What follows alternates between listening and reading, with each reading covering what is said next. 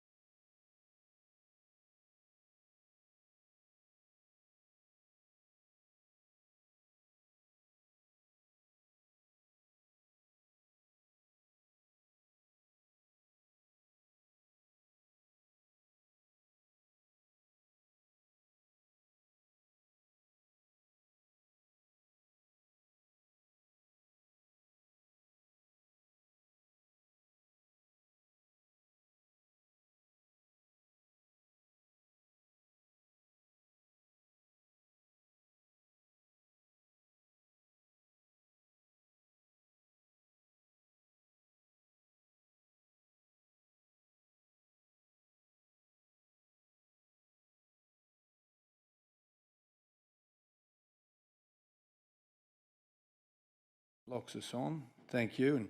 And this is resuming from an adjournment of the meeting due to a significant announcement from the Queensland Government for our region. In fact, it was the largest residential activation fund that's been distributed to an individual project across both rounds, round 1 and round 2 of the residential activation fund for the Queensland Government. It's on the back of some significant announcements for us in regard to last Thursday, the Toowoomba to Warwick tender that was approved, on the back of the Greenmount water treatment plant to service 4 communities, on the back of public transport funding from the Queensland Government, on the back of the change in our waste from metropolitan to regional, and on the back of a youth foyer being announced for our region.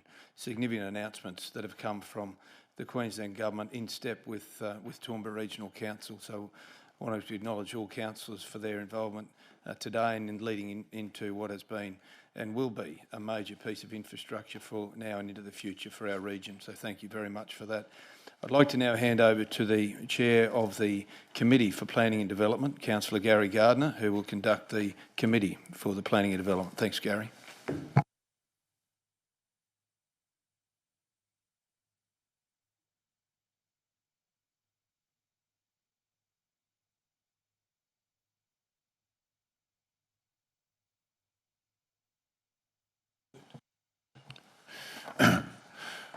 Welcome to the Planning and Development Committee meeting of Toowoomba Regional Council. This meeting is open to the public and will also be live streamed. I would like to thank those of you who are in the room with us today and acknowledge everyone watching via Council's social media channels. Reminder councillors to click Join Meeting in Board View. I'd like to acknowledge the Aboriginal parties whose songlines traverse these lands we meet on today, the Western Waka Waka and Guba and Jawa peoples, and pay respect to their elders past and present, emerging, for they hold the knowledge, rich tradition and bold ambitions of Australia's first people. Attendance including leave of absence and declaration of conflicts of interest. There's apologies nil advised. Noting leave of absence, Councillor Melissa Taylor, no resolution required. Declaration of material personal interest or conflict of interest, nil advised. Right, we'll start with item 3, early plan sealing. Motion at Council. It's up on the board. Is there any need to read it? Oh, sorry, I'll hand to Ed to speak to it. Thank you. Thank you, Chair, and good morning, councillors. Council, on what is no doubt a very exciting day for planning and development in our region, I have the pleasure this morning of presenting to you the early plan sealing policy for your consideration. I will take the report as read, but essentially highlight that this policy represents a significant piece of reform in our plan sealing processes. The purpose, I guess, of this is probably best summarised by the reasons for recommendation in this report, in that the policy will seek to facilitate the expedited titling of survey plans for developments across the region, as well as enable early delivery of housing to meet some supply objectives that no doubt this region, among others, is experiencing. This represents a really good news story for Council in working in close collaboration with industry, while still balancing our overarching asset objectives.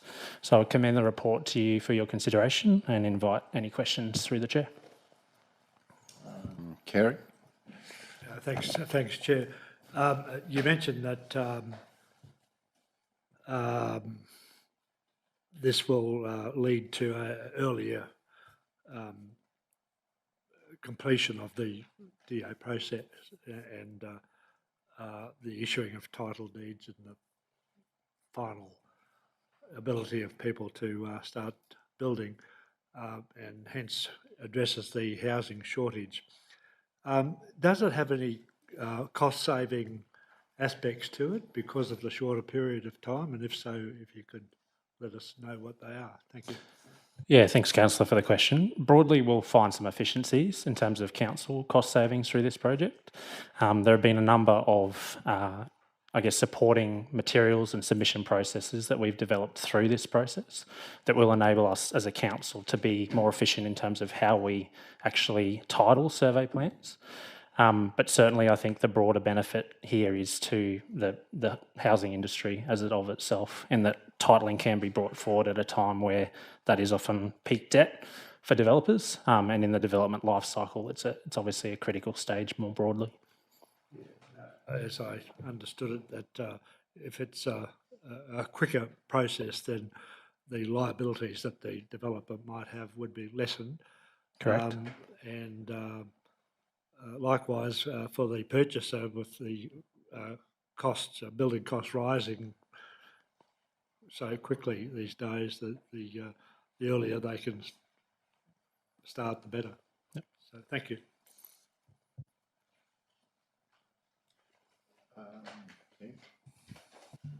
Chair, thanks. Good morning, team. Similar question. This is great. Thank you for being forward-thinking. Thank you for being visionaries, changing how we do things, and demonstrating to whoever may be developing blocks that we are open for business and we're up there with the class leaders of the pack. So it was a very similar question, but to bring it a little further, there's going to be time and money saving. Have you got any link between these kind of schemes and then cheaper land for the end buyer? Do they follow through in that regard? Thank you, Council. I'll take this one through the chair. We haven't done the quantitative analysis on a site-by-site level to say, well, you know, to bring forward plan ceiling 6 weeks, it saves this X amount of money. What we have realised, both through experience of our own and then benchmarking this process across other local governments, is given the financial nature and the project nature of developments in and of themselves, the point of plan ceiling represents the largest point in time for the developer from a project expense perspective. So motivating an earlier release of funds through sales to pay down that debt is the financial incentive for developers in this case to by and large move very quickly. Through the trial process that we've seen, and we've road tested this in partnership on large projects, on small projects, on complicated ones and simple ones, we have seen dividends already in terms of bringing forward the sale of land through that project, whilst protecting council's interests and the public's interests through appropriate bonds that have been certified by professional engineers to ensure that council's costs and liabilities as a result of this are covered through.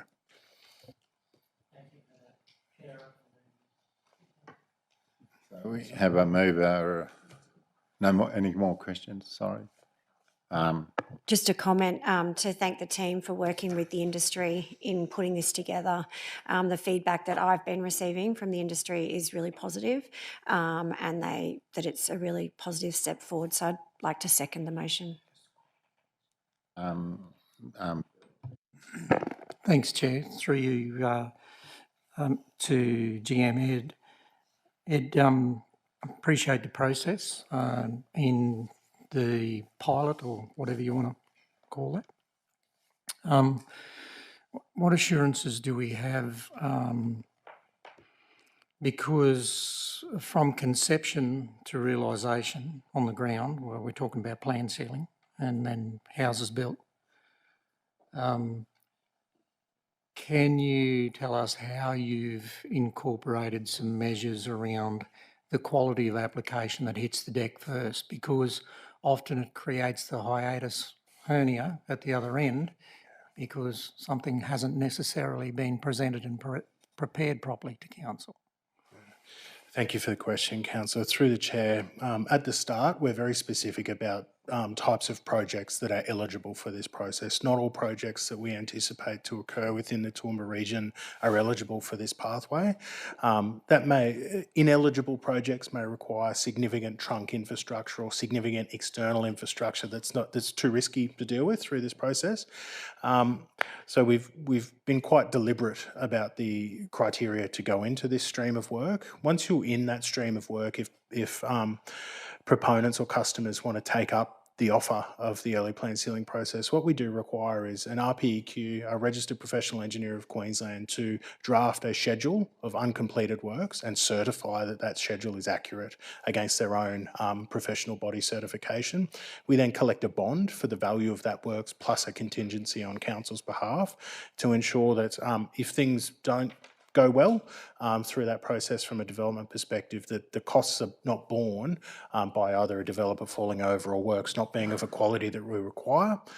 We're covered from a financial perspective, and we'll call on those bonds and we'll take the appropriate action as may be required against the relevant engineer that certified it. So there are a number of, I guess, checks and balances and safeguards, and we've road tested that, I guess, against the own experience that we've had through the pilot process, but equally benchmark those risk thresholds against other local governments in Queensland. This is a, it's quite commonplace to see this across Queensland. So I guess we've learned through that exercise where things have not gone well in the past and ensured that there are safeguards in place for us as we recommend this policy.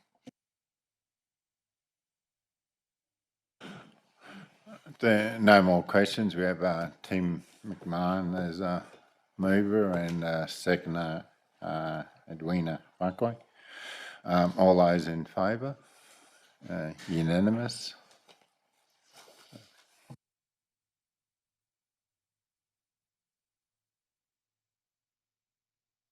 Hand over to Ed.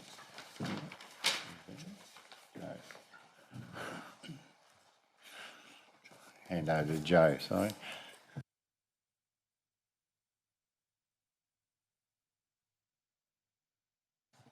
Thanks, Chair, and good morning, committee. The report before the committee today is MCUI/2021/169/A, development application seeking a change to an existing approval for a Met mast at Core Highway, Captain's Mountain. The report has been referred to the committee for consideration as the original application was subject to a council decision.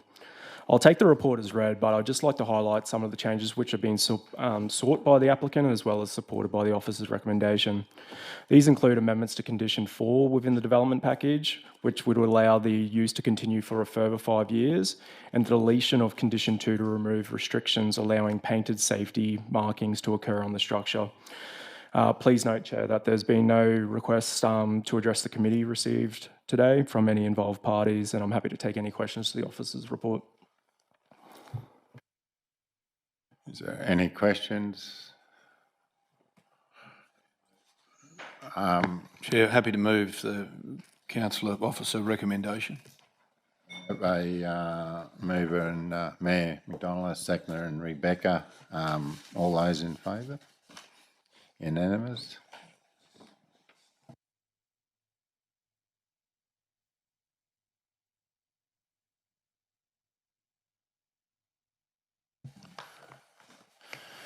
Preliminary approval. Do I go to suspension? Yeah. I'll ask for suspension of standing orders. A motion that in accordance with clause 1.2 of best practice example, standing orders for local government and standing committee meetings, March 24. Standing orders be suspended for the period of consideration of item number 5. And do I have a mover? Tim McMahon, a seconder. Kerry. All those in favour? Unanimous. I'll now hand over to Ed Johnson, General Manager of Planning and Development. Thank you, Chair. The application before committee today is MCUI/2025/7307. This is for a preliminary approval involving a variation and request to vary the Toowoomba Regional Planning Scheme at 300 to 390 Drayton, Wellcamp Road, Glenvale. The report has been referred to the committee today for consideration due to the application being a variation request to the scheme, but also due to the submissions received in objection to the development, which was at 59 submissions from the public. I'll take the report as read. However, I'd just like to highlight some of the key considerations forming the officer's recommendation before committee today. Notably, the subject sits within the Toowoomba's Western Growth Area and is currently zoned as emerging community. The land has previously been identified for urban development under a formal TLPI, which is a temporary local planning instrument, which applied provisions consistent with the current planning scheme's low medium density residential zone. The TLPI has since expired, as of December 2024, with no further amendments made to the planning scheme between that time. In assessing the application, Office's recommendation considers whether the proposed development, proposed variation is appropriate, having regard to the planning framework applying to the land, council's strategic growth planning, infrastructure servicing, and the effects for future assessment and submitted rights. The application being impact assessment was subject to a 30-day public notification period. Over that period, public submissions received during the notification period raised concerns, including but not limited to water supply, wastewater management, stormwater management, incompatibility with the existing rural residential character of the area, traffic impacts onto Rebecca Street, broader traffic impacts as a consequence of the development, impacts on wildlife, and conflicts with various policy documents. Consideration to these matters raised by members of the community have been considered and form part of the Office's recommendation report. In assessing the application, officers have formed a recommendation to approve, subject to conditions and amendments to the applicant's variation documents. Notable conditions forming part of the recommendation include no road access to Laura Court, Madison Court, or Rebecca Street from future development within the variation area, cumulative water supply demand capped at 1200 EP with notation that future works may resolve these limitations, a completion period of 5 years once the approval starts, and this is in relation to that a current planning scheme is underway, so that would effectively seek to supersede the variation document, and the requirements for future development to provide a sensitive transition of dwelling density and lot sizes along the shared boundary with the rural residential zone land. These have been notated in the construction plan and to identify the transition area to ensure this outcome is achieved. And this is further supported in the overall outcomes of the low to medium density residential zone code. Please note, Chair, that I have received 2 formal requests from involved parties in advance of the meeting seeking to address the committee. Stuart Thompson has submitted to the application, as well as James Hewhouse from Property Projects Australia on behalf of the applicant. Chair, I'm happy to take any questions to the report and Office's recommendation. Thank you. Councillor Rebecca. Thank you, Chair, through you. Thanks very much, gentlemen, for the report and the work that's been done. I want to talk about water. So if we can go to page 12 of 47 in attachment number 2. This is something that the report considers. It's also something that submitters have raised. So the report talks about, thank you, Deanne. Yep. The report talks about the proposed development places greater demands on the water supply network than anticipated within the current assumptions in the local government infrastructure plan, and that the development site relies entirely on the Glenvale Reservoir for water supply. The existing available capacity in the Glenvale Reservoir is below anticipated levels for the planning horizon, following a large increase in recent development within the catchment area. And existing capacity, and this is what you were just referring to, in the network may be available to service future development at the site, and that's been calculated at that 1,200 equivalent persons. It goes on. Further augmentations to the water network are required to be constructed and operational to enable development to exceed the 1,200 people cap or equivalent persons cap as outlined within the report. So we've just come from an announcement at Westbrook for the Residential Activation Fund and the water treatment plant for the southern part of our region, the Southern Water Treatment Plant, which is really exciting. But can we just talk about, in light of that announcement an hour ago, can we talk about the relevancy for that with what is mentioned here in this report, please? And also, if that announcement that we just were present at is the game changer for provision of water, the next question, I suppose, is about the timing and how development is brought on as a result of that water treatment plant, please. Thank you. Thank you, Deputy Mayor, and through the Chair. There are 2 components, I guess, to to the matter just raised. Number one, the capping that's proposed here, there's a level of comfort from the officers in terms of how that's put on the basis that there are committed capital works within our existing program that augment the network more broadly to support the Glenvale Reservoir. And then, of course, this morning with the announcement of the state government for the Residential Activation Fund for the Southern Water Treatment Plant at Westbrook, effectively does two things: creates a new water supply, which is fantastic, but also supports the construction of a new reservoir at Mount Peel. The construction of the reservoir at Mount Peel ameliorates the pressure, the capacity constraints within the Glenvale Reservoir and allows for that growth to occur within this catchment. Now, the reason that the condition remains as drafted to council is one that there are timing associations with that, and this project could conceivably occur very, very quickly, whilst that those broader network works are occurring. So it's about making sure that we can allow for that growth to occur where there's capacity that's augmented by council works within our network and funded by our partners to bring more online. Just a supplementary through you, Chair, if I might. Thanks, and thanks, GM Ed. Can we actually get an idea of the timing for all of this and the synchronicity that needs to happen as we're bringing on a water treatment plant? And I know that the General Manager for Water is here, but can we actually get an idea, because the timing is really important, with construction of a water treatment plant and actually getting to a position so that people are able to turn on taps? We're talking year, 2 year, 3 year, what are we actually looking at, please? It is my understanding, and please feel free to correct me, Jake, the water augmentations within the network that are contemplated are occurring within the next 1 to 2 years that assist in the Glenvale Reservoir challenges as expressed here.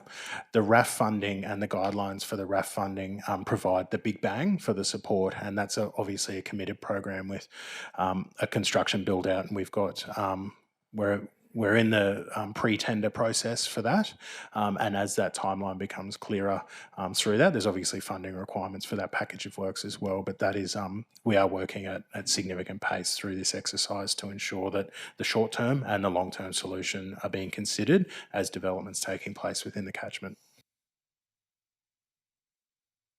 Councillor Bill. Yeah, thanks, Chair. Through you to GM Ed. Exactly on that point, in attachment 3, under point 9, requirements for future development water network, and the note, I note the officer read it out, but the last line gives me a bit of concern. The timing of future works may occur beyond the life of the variation approval, which I understand from the report is 5 years. And if you take that out, that's what, 2031, the year before Olympics. I would dare say they'll be breaking their neck to get this development done prior to Olympics, because of the layout suggests to me, as a layman's guess, that they would be housing or accommodating people for the event here, not just for a week or two, but probably months or possibly up to a year ahead, with teams arriving and acclimatising and all sorts of things. So I'm not comfortable with that note in there, may. So I just wonder if we're comfortably going to achieve with the pressure that's on prior to Olympics. I would hate to think that there's a delay of even a month with water if lots are sealed and, you know. So, Councillor, through you, Chair, this committee paper was written before we had notification of the contribution of $145 million, which was confirmed by the Premier and Deputy Premier this morning. The organisation was not aware that we were successful in that grant. We were working through the normal processes of committee on the basis that we now have certainty of funding and a timeline. That note is irrelevant to this discussion. So what you're saying is the water treatment plant will be advanced enough to under our requirements, under this network, the funding contribution, we have timelines that we need to meet to be successful in our grant funding. We will meet those timelines. Okay. Yep. Thank you. Councillor Trevor. Thank you, Chair. Great to hear the clarification regarding Rebecca, Laura and Madison Streets that they won't go through. That's good news. With the transitioning block sizes, with the three streets I mentioned before, they are 4,000 square metre lots. How are we going to transition from 4,000 to whatever, as in 300 or 400 square metre blocks? Are those blocks along those streets going to be of a different size? That's part one of my question, and then I'll come to some others. Thank you, Councillor, and through the chair. So the document, how it functions, is not explicit to that regard in terms of what is the contemplated lot sizes. It's really drawing from how the current planning scheme functions around the low medium density zone code, where it has to give regard around prevailing character to the area. So what you might be seeing in that regard is a transition where there might be slightly larger lot sizes, but they wouldn't be commensurate with a rural residential outcome per se, because we still want to see a density yield which is consistent with the underlying zoning which is being applied for here. But also the risk you run is if the lots are oversized, there might be consequential further subdivision rights which could occur as code assessment if they're oversized. So they would still need to be of a lot size which is appropriate for both the development they're part of, the low medium density, but then also a transitional element. So it's stated in the overall outcome what the expectation is, but it's not explicit to a lot size. What do you call oversized lot? 600, 800? I wouldn't commit to anything right now in the forum, but that might be something what needs to be considered at the detailed design phase in terms of how it interfaces with the existing lots. Okay, cool. Streetscape within this whole development, road width, are they required to put in quite mature trees? Are we going to wait 10 years before they get to 5 foot high or whatever? Is there going to be any rules around that? Yep. Thank you, Councillor, and through the chair.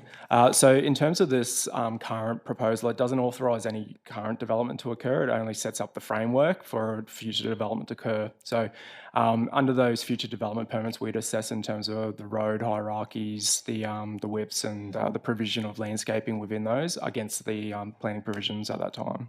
Because the reason for that question obviously was smaller lots, more cars, all those types of things. And final question, park. Is there going to be some sort of a park within all that area? Thank you, Councillor. Through the chair, the park requirements are set in the planning scheme. There's a formula that will be used to calculate where to put parks, what size to put them, and what embellishments they need to provide. So if I can turn your eyes to, let's see, we've got an attachment page. Oh, it's currently on the screen, thank you. So we can see a couple of sections of green. The only one that has a degree of certainty built into it at this stage through a separate assessment process is the one at the bottom of the screen. That's broadly in line with a development permit that's been given. It's currently in change representations being considered, but there's a park established in that general locality under a current development permit. You can see two other areas of green. One's a bit further up to the north. That hasn't been assessed yet. That might be an anticipated area for a park in a future development application for subdivision. And we can also see that green tract running through the site, and that's associated with watercourse. So often what we try to do is we try to get some open space with our watercourses, so we might be able to get some kind of nice linear treatment there that has some green space and some water transfer function as well. I did notice on a map, I think it might have been prior to this one on the page, where the watercourse is quite wide by the look of it, and it seems the development seems to be impeding upon that watercourse. Is that right or wrong? Or? So what we're looking at here is effectively a broad structure plan. We don't have any of the details that demonstrate the exact form of the future development. We do know that there's a broad watercourse that travels through the site. It's mapped in our flood hazard overlay, and it will need to be dealt with. What we do tend to get in larger subdivisions with big watercourses like this is significant earthworks and drainage works that manage that water in a really effective way to get it through the site, ensure it doesn't spill over into the development lots, and contain it in the reserve and road reserve where that's appropriate. Thanks for your answer. Just word of caution, water does make its own way, and it does come back to, no matter what a human does, it still finds its own way in a bad situation sometimes. But thanks for your replies. Councillor Weiner. Thank you, Chair. Thanks, team.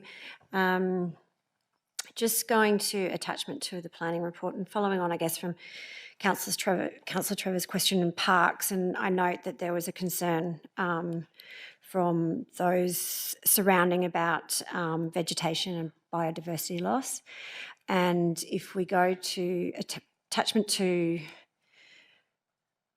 very top of page 17, the first sentence, no areas of the site are identified as a core koala habitat area on state mapping. And I know that state mapping is a bit inconsistent in our region. Our whole region isn't mapped, and I know we're working on that. But I guess what sort of guarantees can you have, not guarantees, but you obviously aren't concerned about the biodiversity loss and the koala habitat. So what, can you just let us know what that's based on, please? Yeah, thank you, Councillor, through the chair. In terms of what is that based on? The state mapping is it the resolution that the state provides through the regulatory provisions under the koala. We'll call it the koala legislation. There's a body of work that goes into that. But in terms of what the officers have done, there's two really important things to note. The variation scheme that's been contemplated by council today doesn't seek to vary the effect of any overlays that may occur on the site. So if there are values that are mapped, they will continue to be assessed as the mapping requires on the site. I'm not aware of, at this point in time, any mapping that is existing at a local level over this site. And then the officers, through the assessment process of ground truth, I guess, the vegetation communities and the extents of vegetation that are on site, and not found any values there that are conducive to that habitat that would warrant core koala habitat provisions under the Act. Thank you. Councillor Tim. Chair, thank you. Trying to find my notes here. I do have a few questions, if I may. The first one, if I could just take you to the conditions report, please. For this, I just want to be crystal clear around condition 6. No, it's not condition 6. Condition 8, my apologies. No through road access to Laura Madison Courts or Rebecca Street is permitted from future development within the variation area. Now, this was a significant issue raised by the community, saying you're going to turn our cul-de-sac into a through road. This is outlined crystal clear in the conditions that it won't happen. There is some notes around driveways and easements and stuff. Is there any way around this that you could, and I just want your answer to the community to give us all peace of mind here, Ed, buy the end block at Rebecca Street and put a driveway or an easement or something? Is that an option here, or are we airtight on this? There are two components to the response I'll provide through the chair, councillor. Number one, the land, there is a freehold parcel of land between the end of the road reserve of Rebecca Street and the other streets and the subject side of this development application. That land was not applied over through this process. So there is no ability to include road reserves as part of an MCU or an ROL application over land that has, to which an application has not been made. So that's the first point I'll make in that respect. The second point, or the second point, I'll make three, sorry, is that officers have understood and assessed the responses from the community through the process and imposed condition 8, as you've read, to provide surety that it's not something that's contemplated through this assessment. And if the proponent, and the third point I'd make is, if the proponent were to come back later and change the application, which is a lawful and legislative right of any developer or any landowner to change an approval, the statutory construction of the Planning Act would by and large require what's called an other change to be made, because the component to introduce a road where it doesn't exist would be so substantially different, particularly having regard to the original application that was never over that land, and the Condition 8 that's here would require re-notification. And the community would rightly have their say through that process if it were to eventuate. Now, I'm not able to say would council accept that or not, because there's not an application that has been made or foreshadowed before officers. So we've taken the strongest approach that we can within the legislative constructs that we operate, both through conditioning and through clarity with members of the community that have engaged through that process to say that that land hasn't been applied over. Thank you for making that crystal clear. Second question, the freehold bit down the side, that's fairly common. We do that. Do we do that in a fair few of these blocks to stop these exact situations? Is that a fairly common? I think, councillor, every application's different, and I'll give the standard planning response that we can consider each on their merits. The merits in this case warrant that treatment. Thank you. I just want to, I suppose, reinforce the idea that we're not dealing with the development application here today. We're dealing with a change of use. So we don't know what block size, road width, or any of that will look like. And correct me if I'm wrong, but at the time of that development application, it will still go through the appropriate assessment by council officers that it has all those things, but we don't know what they look like today and perhaps shouldn't speculate. Is that a correct assumption? So we'll go through the valid checks. That's correct. It will be assessed in due course. Thank you. Two more, if I might, Chair. I had a question on water, and the Deputy Mayor asked the same thing. That was a very valid concern raised by the community, that there is not enough water to service high density here. I suppose an hour ago put my mind at ease that there's a really big water treatment plant being built in very close vicinity, and this will help alleviate those problems. We just need to make sure we get our timing right. So we'll put that one as a comment.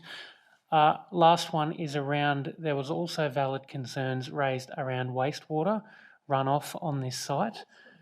It is perhaps fortuitous that the next item on the agenda today outlines all of the LGIP infrastructure that is to go in Toowoomba region. And I wonder if it would not be inappropriate to have a look at a map on the next item really quick, because it may very much help this. That's attachment 8 on the next item, page 11 of 22. So you've got to go to the item 5, attachment 8, page 11.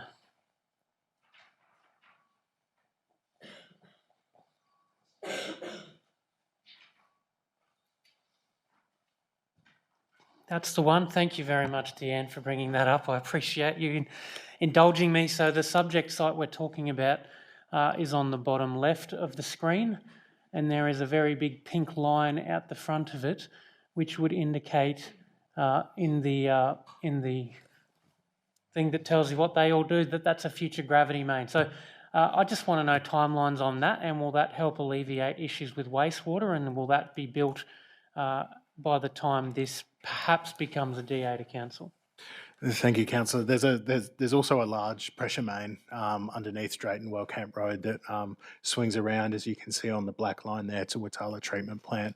What I will say, my response is very similar to the position you put forward earlier, council, that the detailed assessment components will be to come, and the detailed engineering requirements, how, timing, sizing, and particular location of that gravity main and other network augmentations in that area will need to be determined as that development is staged and rolled out, but equally as it interfaces with that road. But there are trunk infrastructure implications that are brought on as a result of this development, should it take place. And we're ready to go with it. We have plans to accommodate that within the plans for future trunk infrastructure within the next report, yes. Thank you very much. I'm otherwise happy. Thank you, Chair. And Councillor Taylor.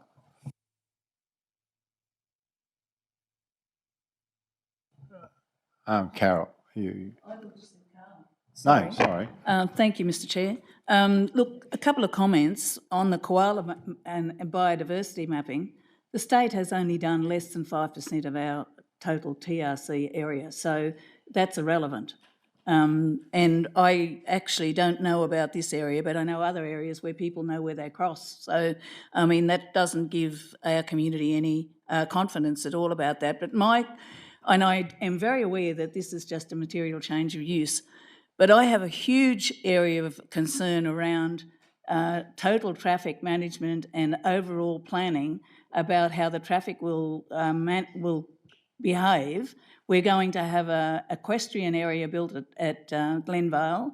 There's been no a total strategic look at how traffic is going to exit that site, go that site through the building and when it's starting to operate, and how we're going to put all these new blocks down there. How on earth is, if we're not considering something now, we are 32, we are 26 now. So that's, that's 6 years away and we haven't even got a traffic management study done for that area. I would have thought that would be done in concert with something like this, or at least to be started, because it will impact on everybody who lives in that area, everyone who lives in that area of Glenvale. And we are now talking about all these dwellings down there which will also use Euston Road, and I know, Ed, that you've assured me, and we've got it in this report, that Euston Road is going to grow and things are going to happen there, but that tells me nothing about how planning is being done and a total look at how traffic will behave and how local traffic will manage to get to and from their daily where they need to go, and how this is going to work in conjunction with the people that are already there. And we're introducing, and we're very pleased to be introducing equestrian here in Toowoomba, but this is all part of the same area. So I guess this is planning, and traffic management would be in ISG.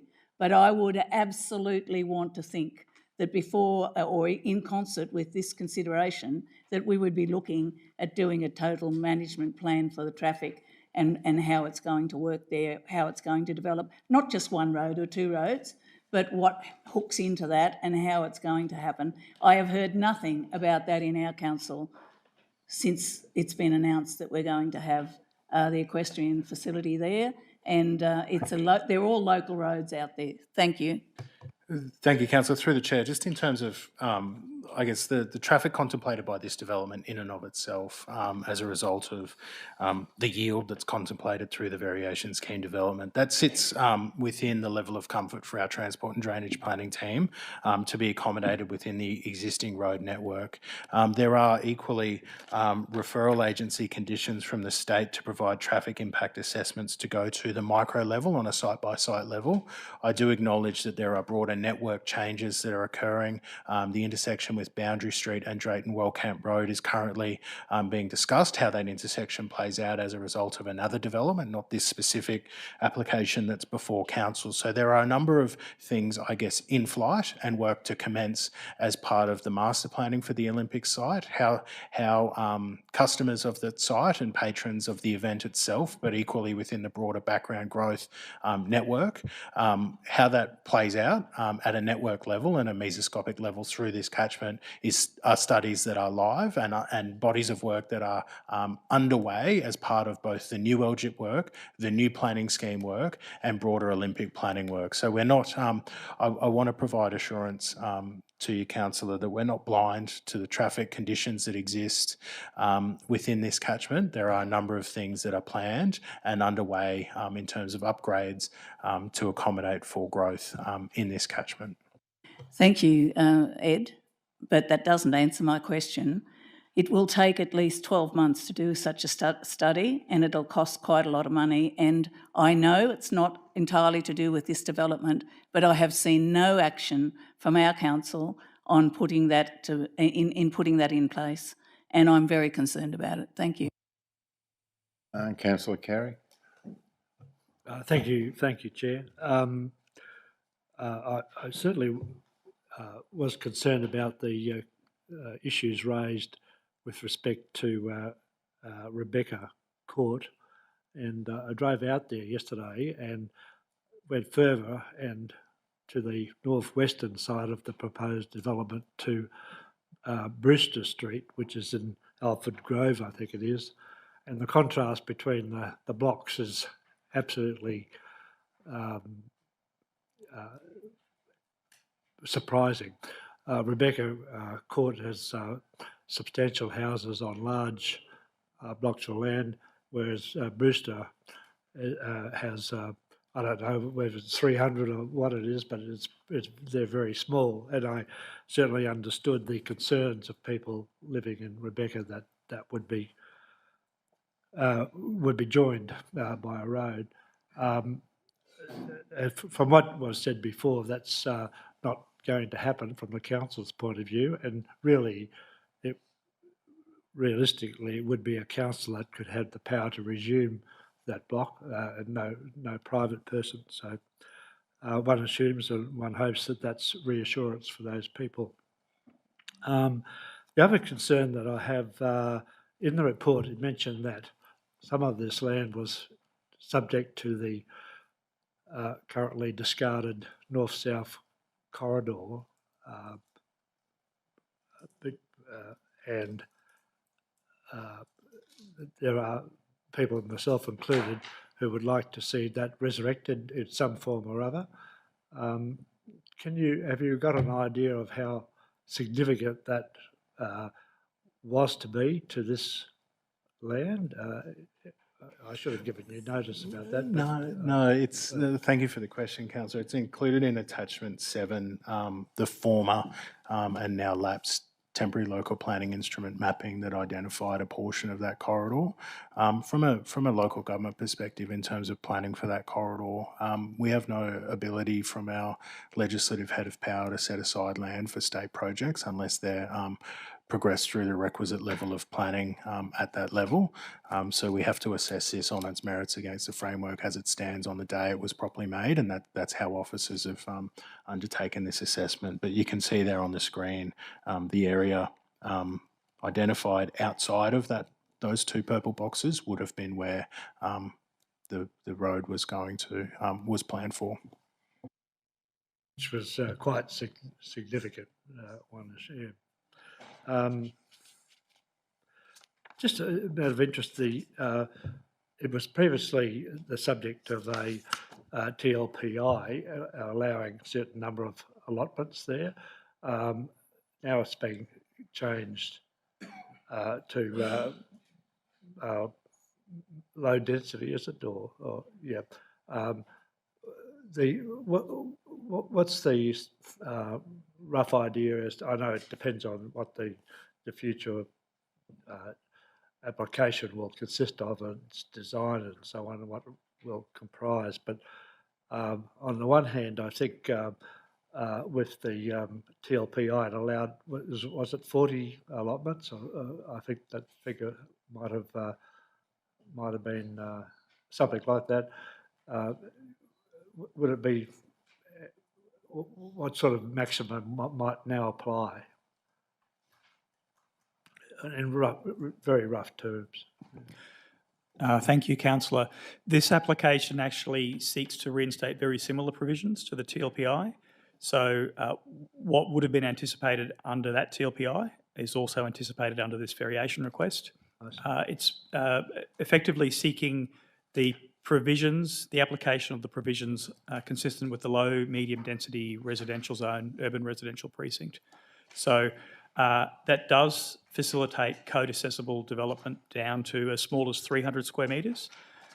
We don't have an application made, obviously we don't have an application for your consideration that shows lot sizes. What we do have as maybe a reference point, it's purely a reference point, is we have a development permit over part of this land, which I made reference to earlier. It includes around 20 odd lots and a retirement living type development. And the lots within that subdivision that are approved are in the order of 400, 500 square metres, possibly a little larger. So on the information we have now, we think that would be a reasonable expectation. obviously, we don't know until a development application is submitted and we put it under assessment. Yeah. Thank you for that, and I understand the difficulty. Councillor James. Thanks, Chair. My question, I just wanted to talk a little bit further about, it's probably along the same lines of what Councillor Carroll was speaking about. So obviously understanding the stage of what we're looking at today is that MCU. So, but I would have thought from a traffic point of view or future traffic movement point of view of this and the area surrounding it, you can understand if you're in that area or around it that it's of critical importance. But Ed, is the answer to that more or less attachment to, I'm on page 15 of 47. So the way I read that, is it essentially the process once the DA comes in, it's going to have, if I can find it. So it's on 15 of 47. So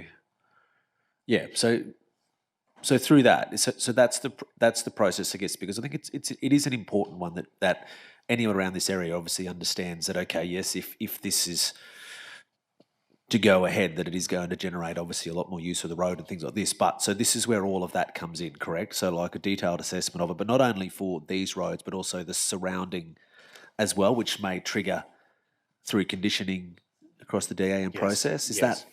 Can you just talk through, is that the process? That is the process. So there's a requirement through the conditions that SARA, the State Assessment and Referral Agency, have levied, as well as through the work of council as part of future development applications, that once the exact yield, road access locations and arrangements are known, that is the best time to assess the impact of the development within the broader network.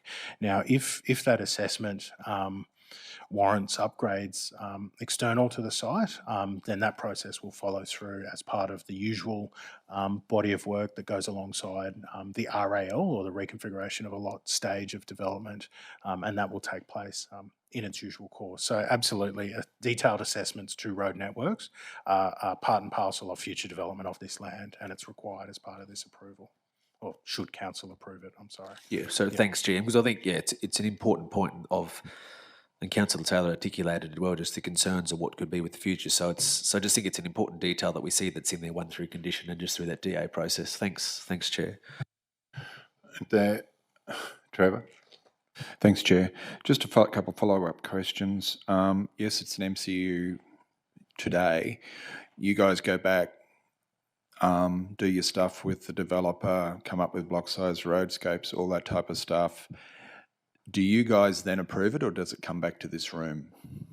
What will be the process after that? Thank you, Councillor, and through the Chair. So under the current delegation structure, code assessment applications are at the discretion of the GM to determine whether it is elevated to councillor decision or whether it's at an officer's level.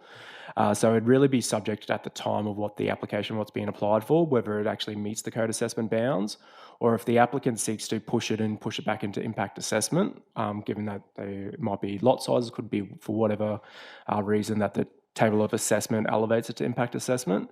In that instance, it would go through public notification, and through that process, we operate under the same discretion around if it receives a volume of public submissions, then we'd seek to bring it back to council for consideration. Cool, thank you. And with the increased traffic which could possibly flow onto Euston Road, which it obviously will, are we going to ask the developer to help out with any roadworks along that section of the road? I think, Councillor, through the Chair, where it's warranted, yes, we would do so through our normal process. It may well require it, may well be a scale where it's trunk infrastructure that provides a broader network function, but that detailed body of work would need to take place once we know what the scope and scale of the development itself.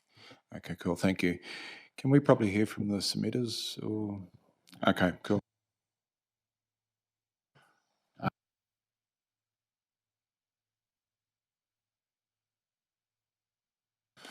Stuart Thompson.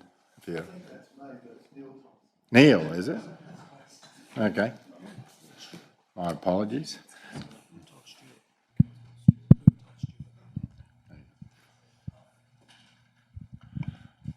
So Neil, there'll be 5 minutes and the timer will be on the screen. Yes, I know. Yeah, okay. It's going to be a gallop. Is it okay if I don't use this? Because I'm terrible. It's live streamed. Oh, okay. It is live stream, so without the microphone, it'll be difficult. Well, I'm just terrible with...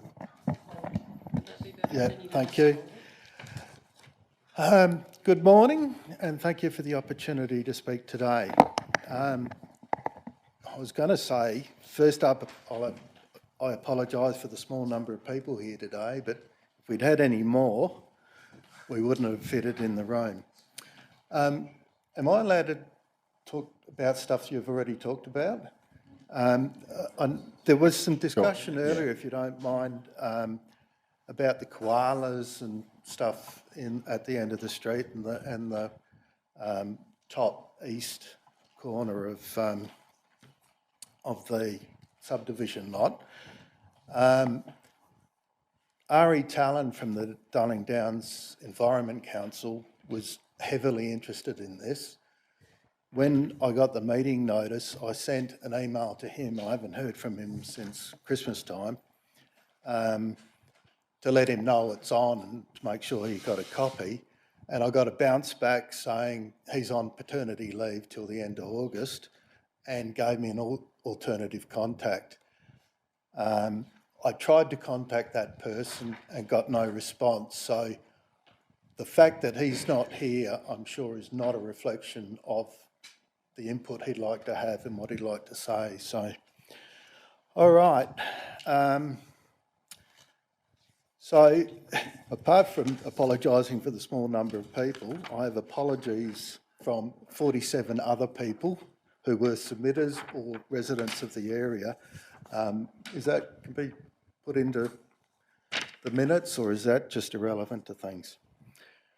All right. I was gratified by all the discussion about Rebecca Street, and I know in the very limited time that we've got, there's a lot that we'd like to say, but basically, if you get all of the submissions that we've put in, there are two categories. There's the general things about the development and whether it's good for Toowoomba and the problems associated with it. And then there are what I call the hot button issues, which is what is generating all the passion. And the things that, in my view, the residents are going to continue to fight for. The first one, of course, is Rebecca Street, but it applies to all of the cul-de-sacs in the area. There's three of them: Rebecca Street, Laura Court, Madison Avenue.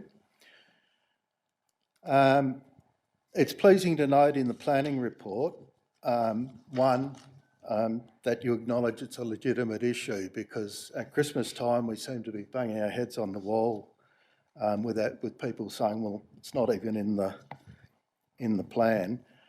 The other thing that's pleasing is that it's in no way necessary on transport, town planning or access roads to ever access any of those cul-de-sacs, and also that it would unreasonably and unnecessarily impact on the existing residents' right to the enjoyment and amenity of their neighbourhood. Not so pleasing is that access to Rebecca Street or the other cul-de-sacs will be considered in future applications. And that, I had all this on a notepad that was all highlighted, but the technology let me down. It's under traffic impacts on Rebecca Street in your, I think it's attachment 3, whichever one where you talk about all the detail. And it says road connections through to existing roads in the locality would be considered as part of the future application made over the land. Council's assessment will consider the suitability of existing roads in the network and the utility in providing the connectivity to and through the land. Neil, you only got 1 minute left. Really? Yeah. Oh, okay. So that we're not completely confident. The whole application is committed to making sure that public input isn't allowed. They say that in some of their early correspondence on it. They want everything to be code accessible, so they deal with council direct, and we're not entitled to a say. We're concerned that access to Rebecca Street, the door is left ajar in the recommended condition. And we're concerned that we'd end up in an absurd situation where we might grudgingly accept the rezoning and the small lots and accept the condition that council imposes on no access to Rebecca Street, forego our Just appeal. excuse me, sir. Chair, it is time. However, given the prelude that you gave, which was about 45 seconds, can we extend the time for one further minute? Yeah. Which does mean that the applicant will have 6 minutes as well, in fairness. That's okay. That's fine. You've got 1 more minute.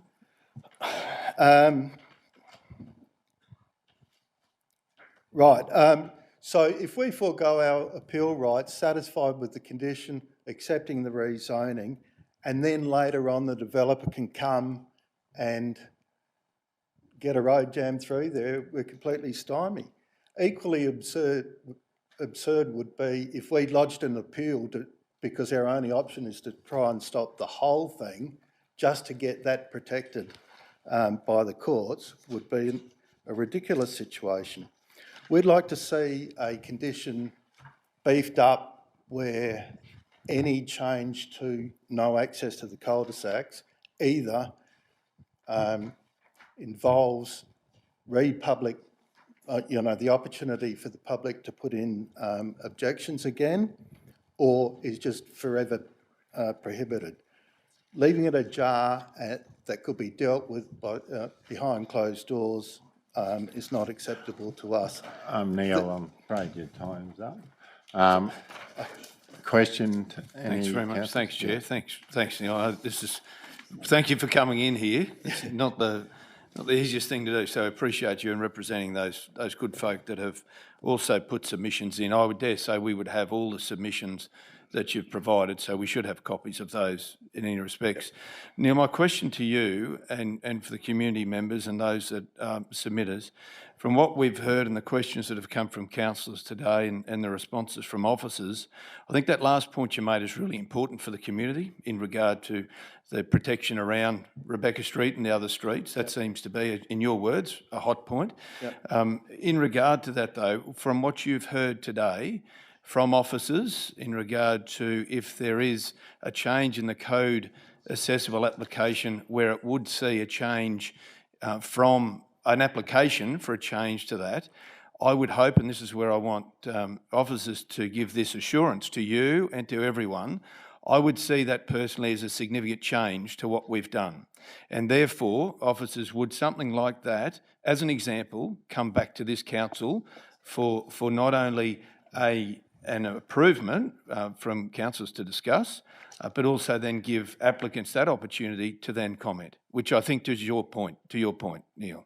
It is, and part of what was said, the concern I had was if it had to be an improvement where there's submissions invited, there'd only be 2, maybe 3 people at the end of the cul-de-sac, just talking about Rebecca Street, the end of the cul-de-sac that would potentially be advised, but it impacts the whole street. If you open up the street for traffic at the end of it, the cul-de-sac for traffic, and you've got 1,000 cars going past, it goes past every single house in the street. It would have to be something that involves the entire street. It's a point well made, Neil, a very, very good point well made. If we can just get clarity from officers that would be the focus, if there was a change to what we've put in there, an application comes through to connect into Rebecca Street, would that be the trigger that you were talking about before that would come to council, and then the process that community could have input on? Yeah, thank you, and thank you. It's a really valid point, and I want to be as clear as I can without being overly town planny about it, so I apologise if I am. If a change application is made to council to open Rebecca Court or any of the other streets, by legislation, that would be a non-minor change, which would require public notification and this assessment all over again relative to that change. It would also require assessment against the condition that's recommended here today that in fact says that there is to be no road access.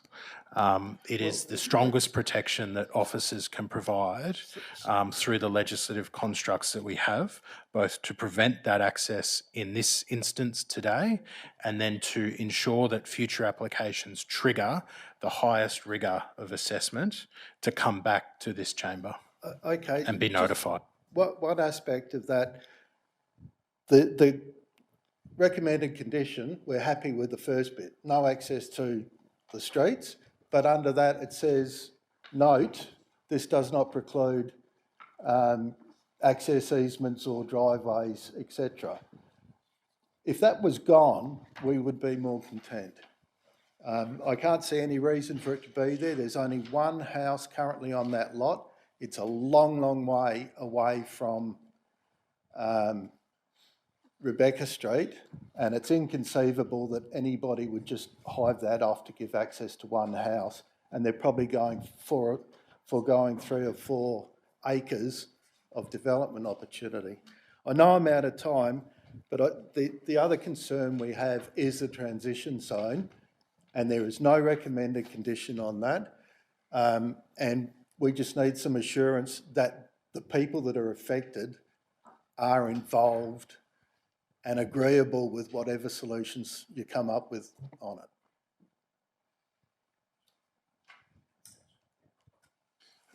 Thank you again. The condition that requires that transition zone is within conditions 1, 2 and 3 here,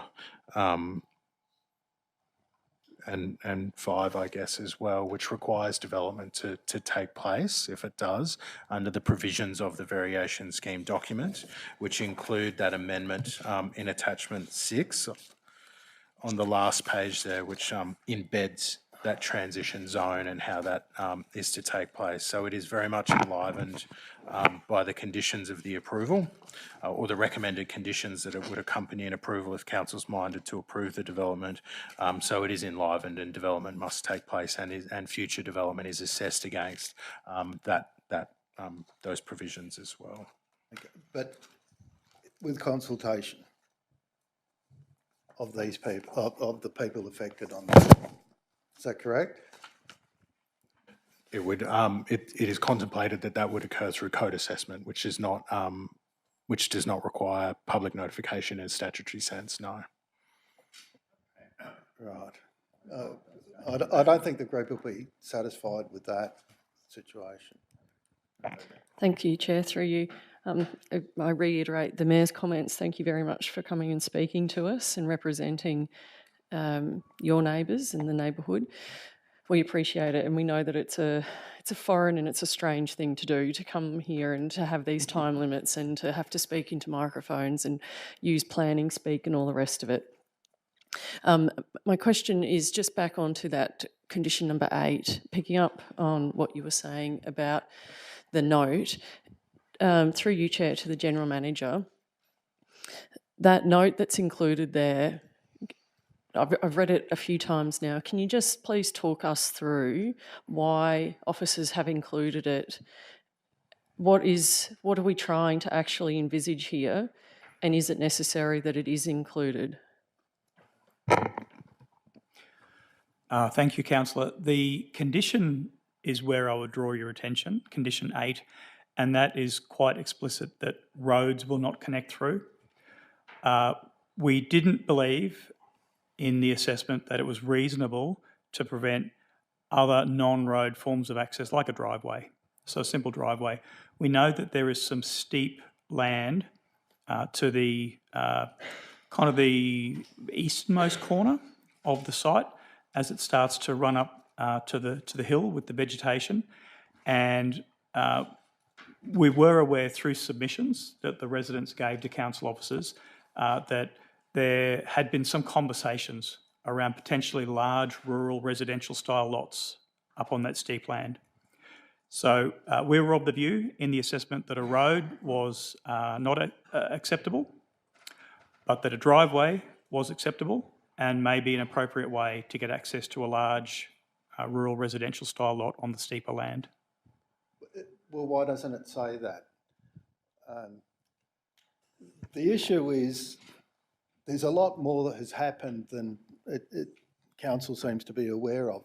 There was a contract from the developer to the owner of 21 Rebecca Street in place. It was deferred 3 times. The lady involved got fed up and ripped it up and put the house on the market. It is sold. This is all in the last 6 weeks. So they were going to buy that block of land probably when you were working on this. So and part of the rationale in the explanation that it's unlikely they're going to do anything because they'd have to buy a block of land, that was fully their intention. Now, the house has sold. We don't know who to. So it could well already be in the hands of a developer. And that's why we're concerned about that. And it's the thin edge of the wedge. You allow a driveway, it's got to be 5 lots, and then 6 months' time, oh, we looked at this, can it be 10 lots now? It's only another 5. We maybe move on. It's Carol, you speak and then we... Thank you, Mr Chair. I do want to ask a question. I thank you very much for coming and very aware of the impacts on Rebecca Street, and I believe the 2 developments are very entirely different and should be kept apart, and there should be a staging area in between them. But I just want to state here, I too am a little bit concerned about something being code, and I will state that if there's 1,000 cars come up there, it's more than Laura Court, Madison Court and Rebecca Street that's going to be affected here. They're all local streets out there. You need to go out there and drive around them. They're all local streets. And if you're going to put a whole lot of traffic, I mean, I know we're talking about, I guess I agree with the submitters in my quest to ask for something to be stronger, to state that there will be no access to the from down the bottom, which they're on 2 different levels, so it shouldn't be too hard, from the bottom to come up through Rebecca Street or those courts. Not something that we can all understand that actually states there will be no access from further development through Rebecca Street and the courts. Thank you very much. Absolutely, Councillor, and with the greatest respect, that's exactly what Condition 8 says, and I'll read it. No through road access to Laura Court, Madison Court or Rebecca Street is permitted from future development within the variation area. Scenario to you. So you've got a large block there with the driveway, and somewhere in the future somebody wants to cut that up into 300 square metre lots, and there'll be a future application to council for that to happen. And then maybe the one next door might want that too. So, you know, I know there's no certainty in planning. I understand, I've been around long enough to know that. But I guess that I too look at that and think it should be strong enough, but I don't believe it is. Mayor Jeff. Thanks very much, Chair. Look, I'm just very keen to, we're fortunate, not only to have submitted, but we also got the applicant here. The first question that the applicant may address is exactly this question. And that may give comfort to everyone as to where they're heading. So thank you very much, Neil. Appreciate it. Looking forward to hearing from the applicant. I got through the first page of what I was going to say. I've got a copy for every councillor if they want it. How do I... If you're to leave it with the CEO, you leave it with the CEO, and the CEO will distribute through the right channels. Thanks. Okay. Perhaps post the meeting then, Neil, if you wanted to leave it with, even with Therese downstairs, you could do that and it can be distributed. Okay, all right. Thanks. Thank you very much for your time. Thank you. Now, guys, James Durash on the behalf of the applicant.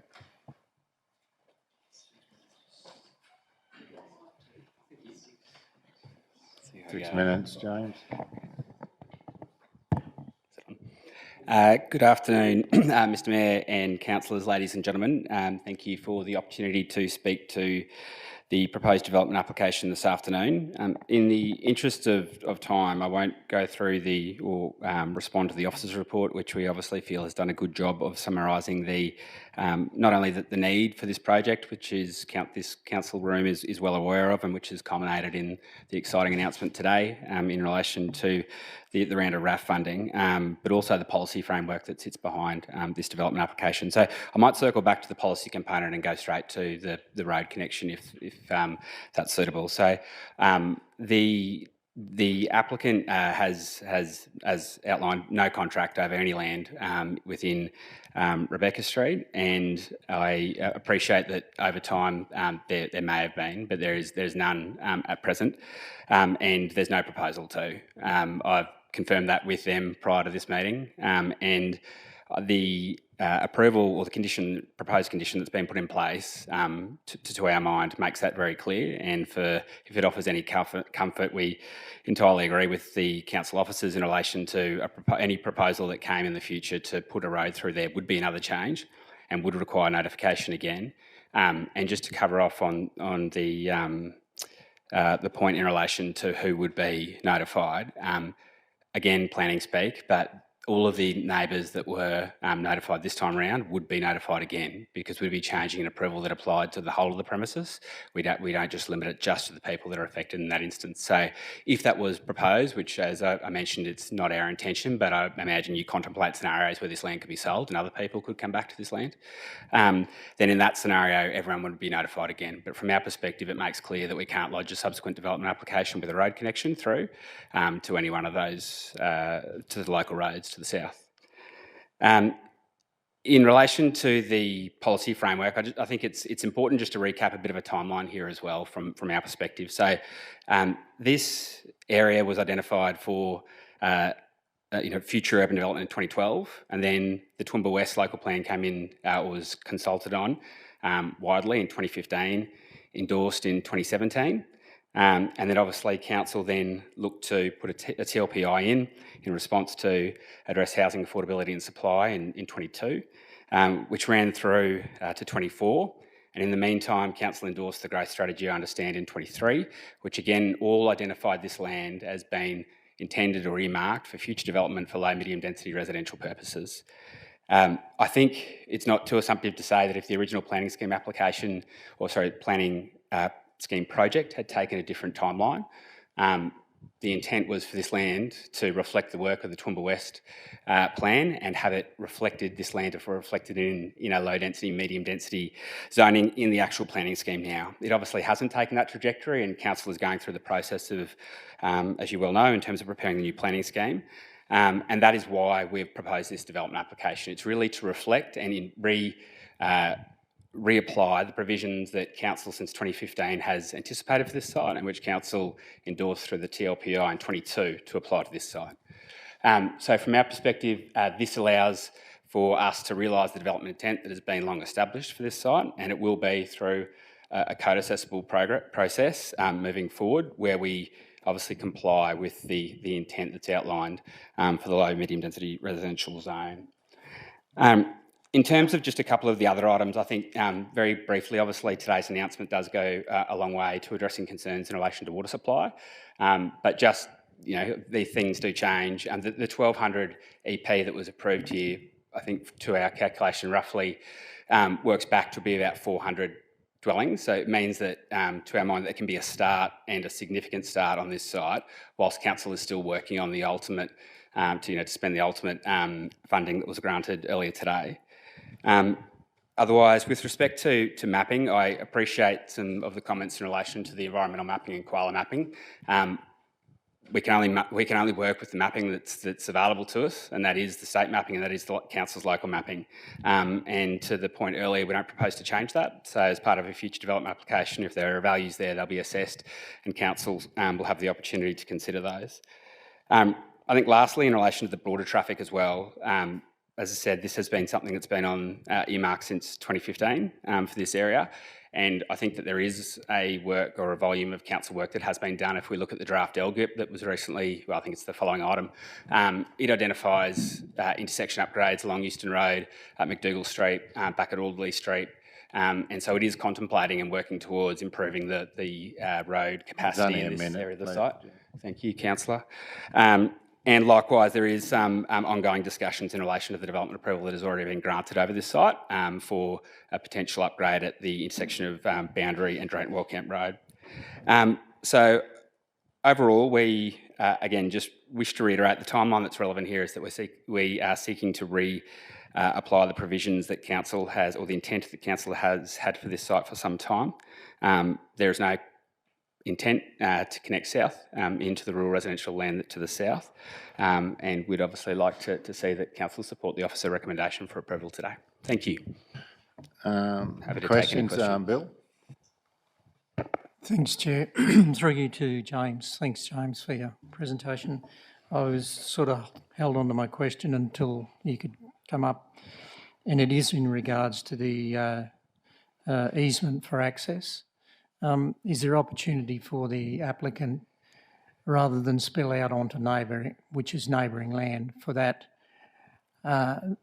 the variation of the planning scheme for that proposed development in the future to stack up on its own merits and not encroach on neighbouring land for access to those lots or that lot, whatever it's going to be? So there's no proposal for us to, you mean with land within Rebecca Street? So is the easement within the confines of the variation of the planning scheme now, that lot, or is that proposed easement outside? This is the part that I'm confused about. We're not proposing an easement. I think what Chris was alluding to earlier is trying to forecast a scenario where the condition is talking to a proposed road, so that it is excluding that. Yeah, but it says driveways as an easement for driveways. Is there opportunity? Is that excluding? Is that over the boundary of the variation planning scheme boundary, or is it within the confines of that? So we're not proposing any connection, be it a driveway, road, or access easement, that would connect this land to Rebecca Street. No, I'm not talking about Rebecca Street. I'm confused, obviously, with the discussion. Are you referring to condition 8? Where it says, the note between driveway and access easement between development and these roads. So are we talking external driveways to houses within this development, external to the development, or will you access those properties from within the development? Okay, sorry. All access for the properties, future lots that would be created within the variation area would be from within the variation area. No worries. Thanks. Do we have any more questions? No more questions. I'll hand over to Ed. Any questions for Ed from councillors? Tim? No, thank you, Chair, but I am happy to move the officer's recommendation. Thank you. I think I have to reinstate standing orders. The standing orders best practice example, standing orders. I need a mover, Rebecca. Seconder, Jeffrey.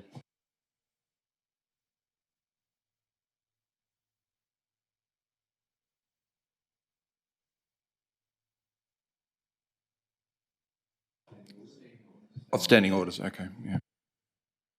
All right.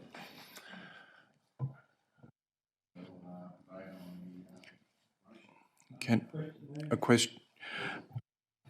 I'd be happy to second it, but with attachment 3, we remove note on section 8. So it's a slight amendment.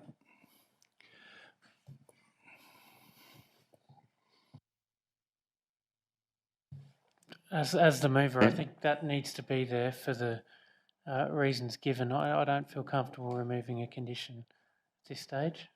Not really a condition, it's just a note.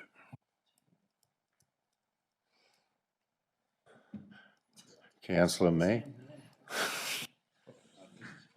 Well, look, I'm happy to second the motion, given that we've got a mover. Now, Councillor Trevor, if you wanted to move an amendment of the motion, you have the right to do that, and then we can go through the process. I would like to move an amendment to the motion that's been moved and seconded with the withdrawal of that note on section 8. Rebecca. I ask a question on that proposed amendment of Councillor Manteifel through you, Chair, to the General Manager of Planning about the impacts of doing so?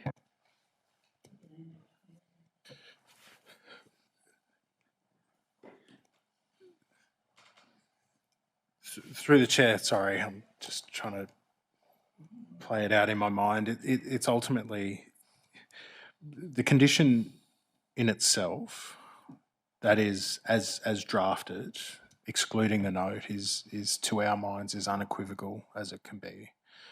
From a statutory construction perspective, from a lawful condition perspective, and even with the head of power that we're provided. The note is there to assist, but it is ultimately a decision of the chamber and the councillors as to whether that exists or not. I can't provide comment as to what it may or may not do, because it's there for the reasons that officers have discussed. If it's not there, is it fatal? I don't think so. It would certainly, but that's ultimately a matter for council to decide. Councillor Tutt. Thank you, Mr. Chair. Look, I don't see, my concern if we move that is that you would landlock a block that somebody might buy. I don't see it as being a dangerous condition, and I think that if somebody bought a land and wanted to have a long driveway onto that, it might landlock them if it's not there. Or can you tell me, through you, Mr. Chair, to you, Ed, if it's not there and somebody does need to have a long driveway, then that has to come back to council? Is that how it works? Because that's okay. That's okay. So I may support the removal of that if then somebody comes and has to apply to council, it comes back to this council for that. I think if I can, yes, the intent is to stop the potential landlocking of a potential future large lot that we're not assessing. If a buyer of that large potential future maybe lot were to come back and want a driveway, that would require a change to this approval, trigger 30 business days of public notification through that process, through the non-minor change process, and then require a development application to be made for that. So this is trying to, if I can place my mind in the officer's shoes with that, trying to contemplate that scenario and avoid, I guess, the burden of what that might look like for a driveway. So it would come back, to this council. And I guess that if you were an ordinary person who bought a block of land and wanted to have a long driveway, that in itself is going to cost you a lot of money to construct that. So you're going to add to it. I understand both sides of it, but I'm a little bit perplexed about how I should vote on this. It's not impossible, but it adds to a landowner if they wish to build a driveway, which is going to cost, in that land, it's going to cost a bit of money anyway. I don't see it as a risk to the opening up of Rebecca Street, but anyway, I would like to see a little bit more rigour around but I've been assured that it's strong enough. Thank you. Okay, Trevor. My point is, when the developer develops this new... Chair, point of order. Can we just get a seconder for this? We've got two options here. We can get a seconder to the amendment, or if the mover of the amendment feels as though his view has changed on it, then he can remove that amendment and go back to the original motion. So it's up to the mover of the amendment if he wishes to pursue. If he doesn't wish to pursue, we go back to the original motion. If he does wish to pursue, we need a seconder of the amendment. Okay, I still wish to pursue. So therefore, Chair, you need a seconder of the motion. So do we have a seconder? Bill. Yes, Chair, for the sake of the discussion, I want to hear. Going back to this new development, surely when the new development takes place, whatever lots are up on that rise there, they would have road access some way or another So why does this have to be in here when a new development, when they do all the roads and how they configure their lots, there would be a access to the new road or street that goes in there, whether it be direct access to a street or an easement that comes in off the street to service a block up the back on that rise. That's my point. Question? Chair, I might just assist if I can through the process so I can keep moving through that. We're at a point now where we have the motion on the table, the amendment, and so Councillor Trevor is the mover of the amendment. He's just spoken again there now, so we could have someone to speak. I'm sorry, Mr Mayor, can I just ask for clarification on what Councillor Trevor has just asked the planning staff? Well, this is what I was working towards, Councillor Carroll. So there was more a statement than a question. However, there is some questions within that, and so this could be the question, right?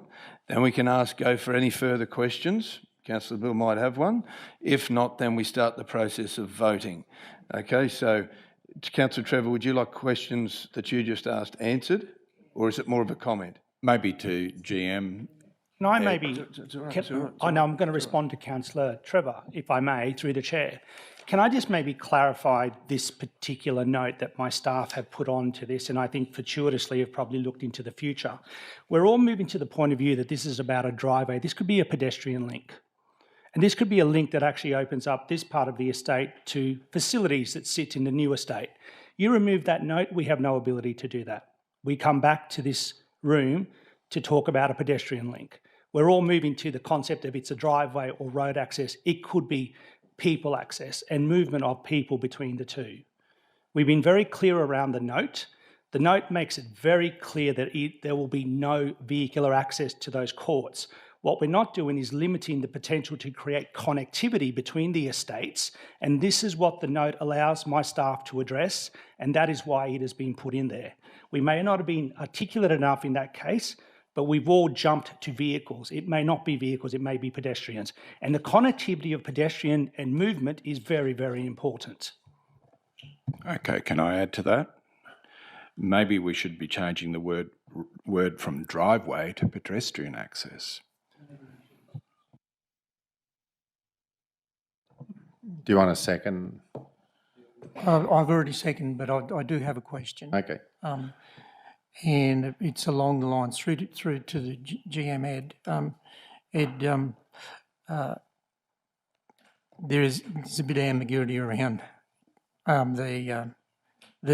it's written, because we all jumped to that conclusion because of how it's written, given.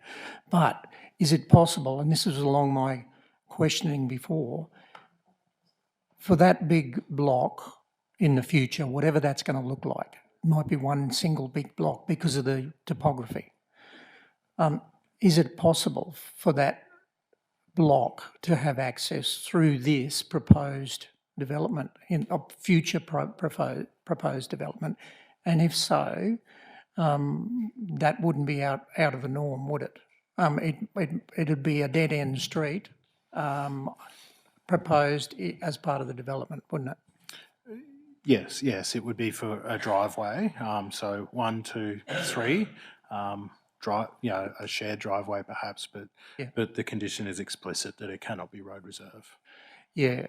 Look, and I guess for clarity, the reason why I'm asking is we've had some horror stories around easements, and particularly for driveways, and particularly long ones, and particularly if the nature of this lot is a large lot and it might be a builder with materials in and out, and there's a lot of neighbours that he's passing potentially in the future. So that's why I wanted some clarity. That was simply it. So I'm happy for the discussion to move on. Can we vote on the amended one first, I take it? Is that correct? Mm-hmm. Yeah. All right. The motion's up there. It's simply the amendment that we're voting on, not the full motion.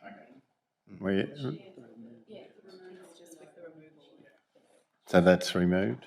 Yeah. So can we vote on that? All those in favour of removing? That's 4. The 1, 2, 3, 4, 5, 6, And those against? 6.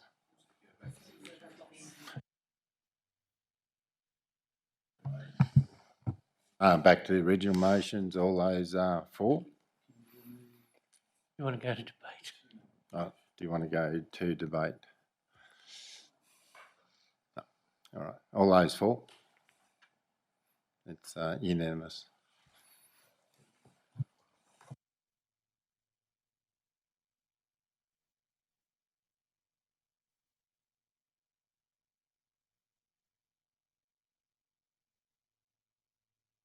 We'll now go to item 6.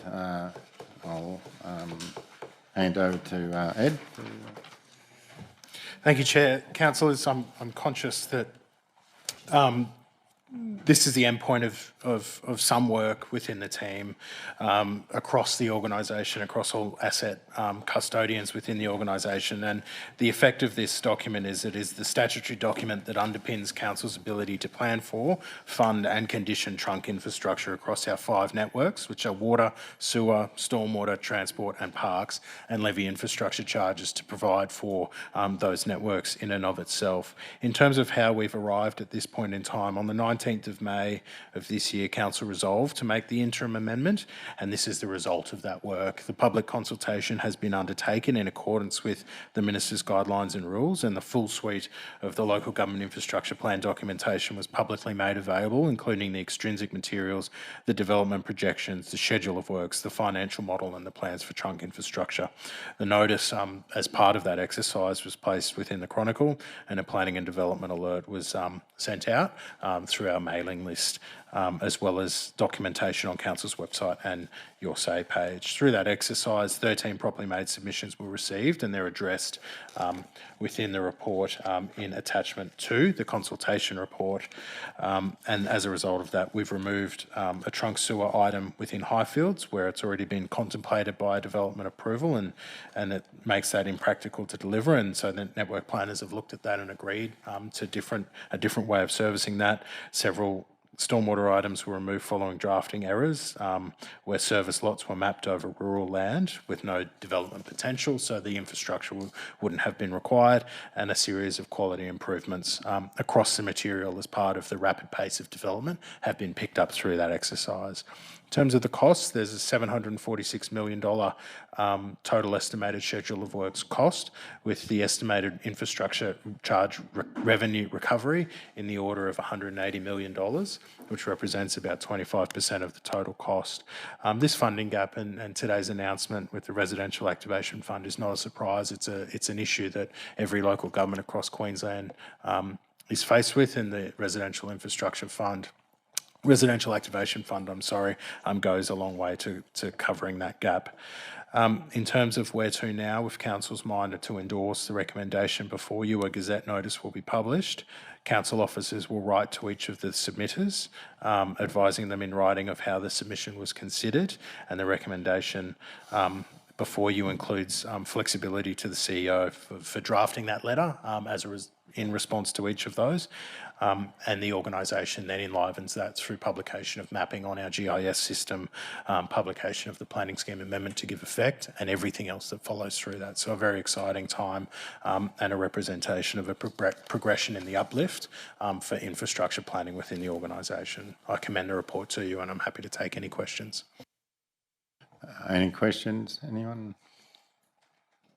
Tim. Chair, thank you, and can I commend this amount of work?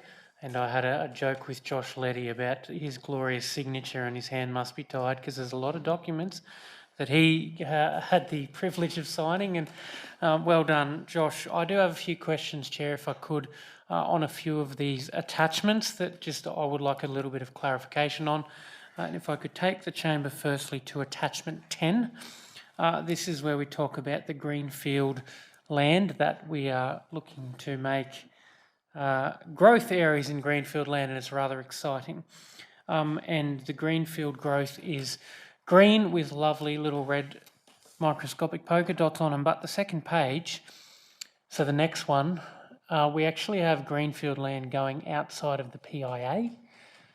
And furthermore, there's a lot of blocks that I would have thought would be greenfield land that aren't on this. Question in case being the block of land we talked about in the last item is not green with red polka dots. So I just want a bit more clarification how you decide which land becomes green, why some obvious ones aren't, and why we've got that little one outside the PIA. Thank you. Thank you, through the chair. Yeah, noting that block of land that is located outside the PIA, predominantly this greenfield area is relating to stormwater planning, so which is sort of linked through to the extrinsic materials and the planning for the stormwater component of the networks. So that's part of the methodology that was used to identify what is required in those areas for trunk stormwater. So that's basins. That specific site there is an infrastructure designation for a school, from a private school. So we thought to include that one as it will be having some additional stormwater impacts. Thanks. And why other blocks are perhaps not coloured green that... Yeah, so there was some specific, there are some existing assumptions within the stormwater network planning for existing areas that are zoned. These greenfield areas had almost like an additional, more like specific stormwater, I guess, planning done for them. So yes, the whole area was considered as part of the stormwater network planning. These areas in particular had just an adjustment or like an increase in impervious area applied to them. So it was only just having like special circumstances to them for our planning. Thank you for the answer. Could I ask another question? Attachment 12, we talk about all of the park and community infrastructure places. It's lovely to see they're all mapped out, and noting the dots mean we don't know the exact location, but we're working on it. And that one there of Highfields, I thought, geez, they've got a few parks, noting the dot is the my reading town centre that we've already put on. But on the next one, and it's an example, so the green means existing trunk park and the pink with lines means future trunk park. And I'm just wondering why all through this they are existing and future in the same area. It's a great question, Councillor, and through the chair, that would relate to embellishments within the park to uplift the service standards within them, to fulfil the trunk functions within our desired standards of service. So that is to say it may well be effectively a drainage gully at the moment, a swing set, a playground, the uplift within that and the infrastructure within that would lift it to the trunk standard to provide the recreation and community space that we would expect. Thank you. So I think we're doing Black Gully upgrades this financial year, which would mean why it's green with pink over the top. Thank you very much for the clarification. Don't have any more questions. Councillor Carey. Yeah, just one or two quick ones, if I could. You mentioned the what seems to be a very worrying scenario of what we receive by way of infrastructure charges in the future, and what the expenditure will be, only about 25%. Notwithstanding what might have happened this morning, the situation will be pretty grim for the future. How do council, we wouldn't be alone in this, how do councils cope with that? One assumes through raising rates.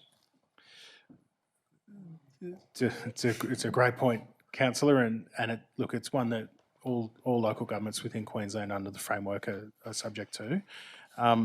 We anticipate, and we've outlined to you, the full build-out value if the full yield within the LGIP is achieved, and we've pegged that against the actual recovery rate that we anticipate. So there's a lot of maths and a lot of scenarios that underpin how that would occur, but needless to say, the rate of recovery, that is the infrastructure charge that we levy, does not cover the full cost. And so what we do to augment and to, I guess, lessen that burden on the capital budget is go through a fairly significant uplift, which is part of what this project does to better account for where infrastructure is both planned for and the sequencing within that.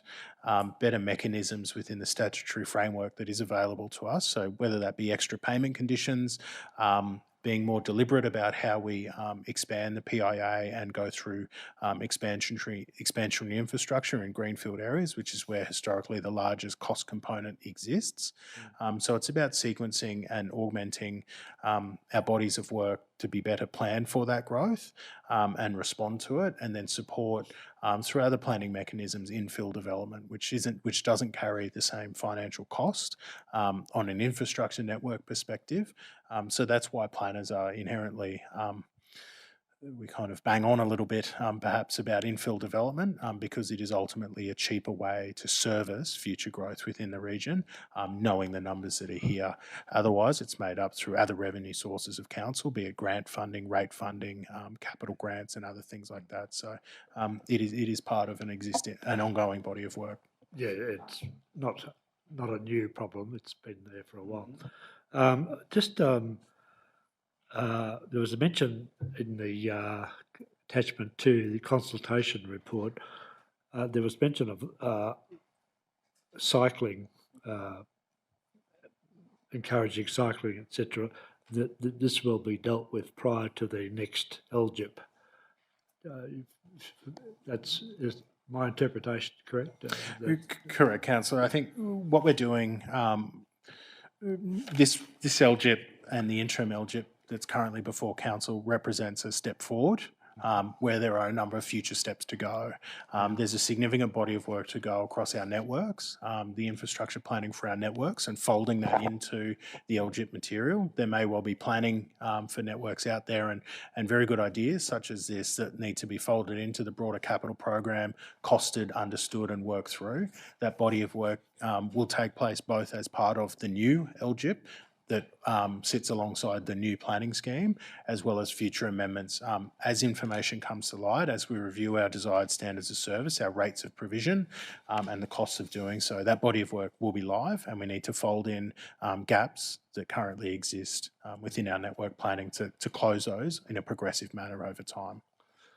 No, thank you. Finally, I noticed that in the same attachment, the number is 1970900, retention of existing priority infrastructure area. There's a statement there that recent survey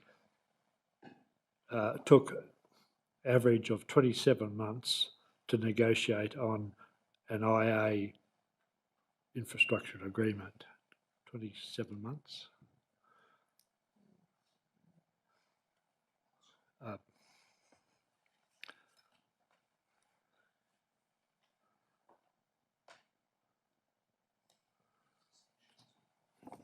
Hopefully I'm not making that up.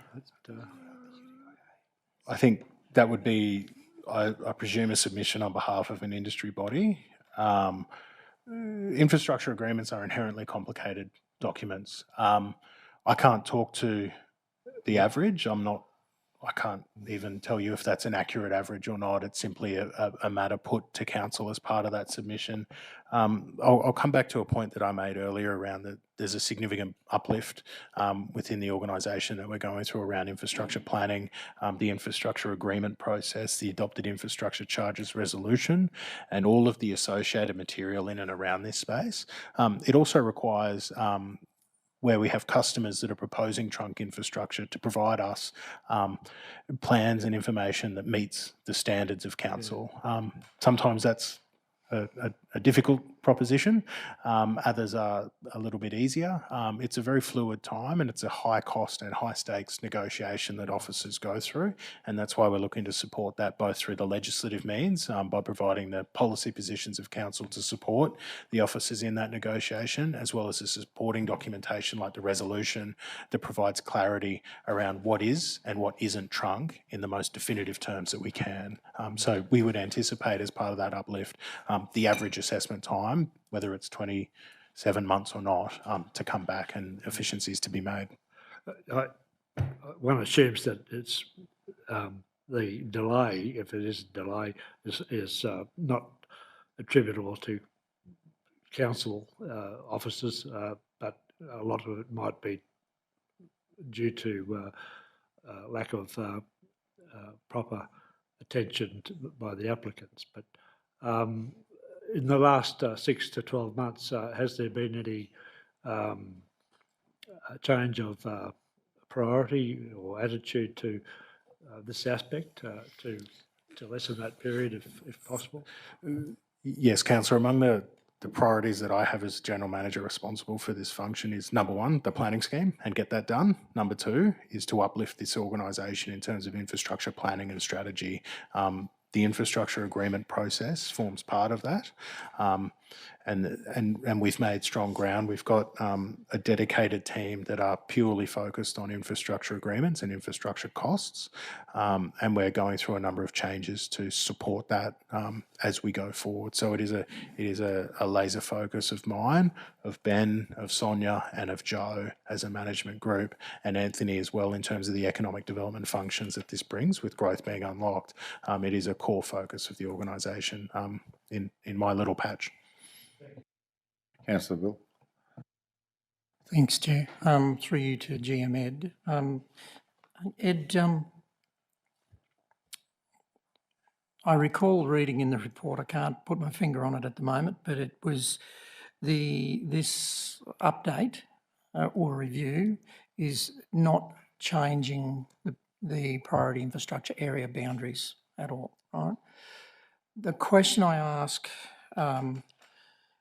is in relation to the SA2 urban footprint areas and attachment 20, and those are listed on page 13 of 95, and there's a map up above that, or the one below that is actually better.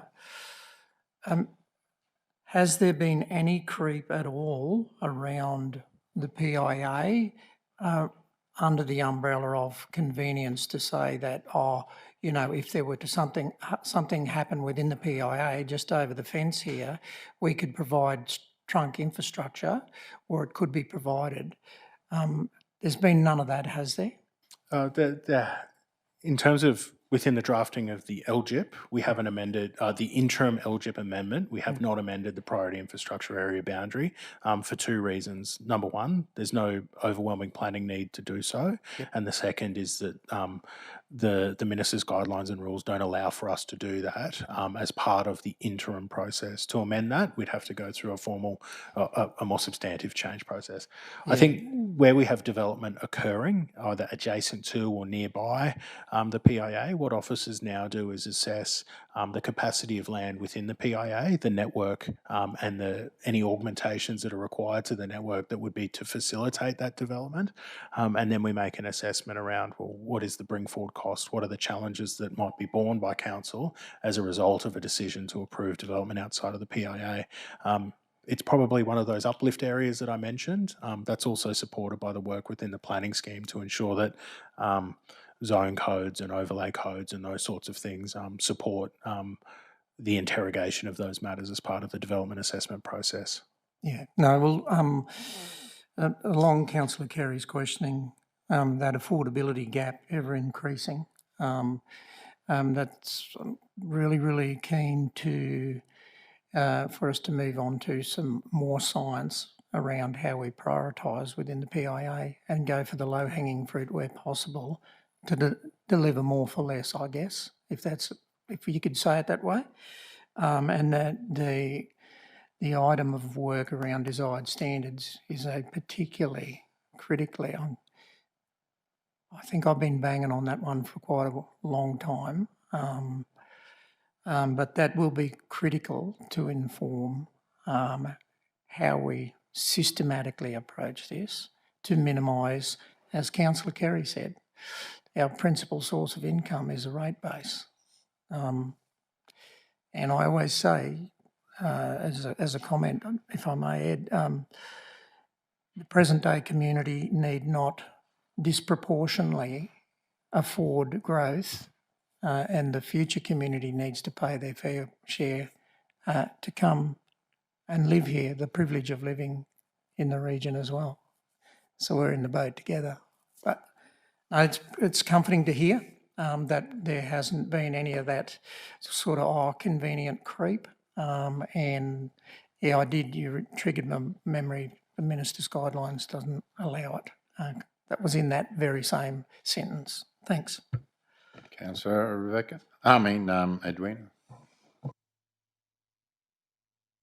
Thanks, Chair. And one of my questions has already been raised by Councillor Shine, which was the missing long-range cycling infrastructure.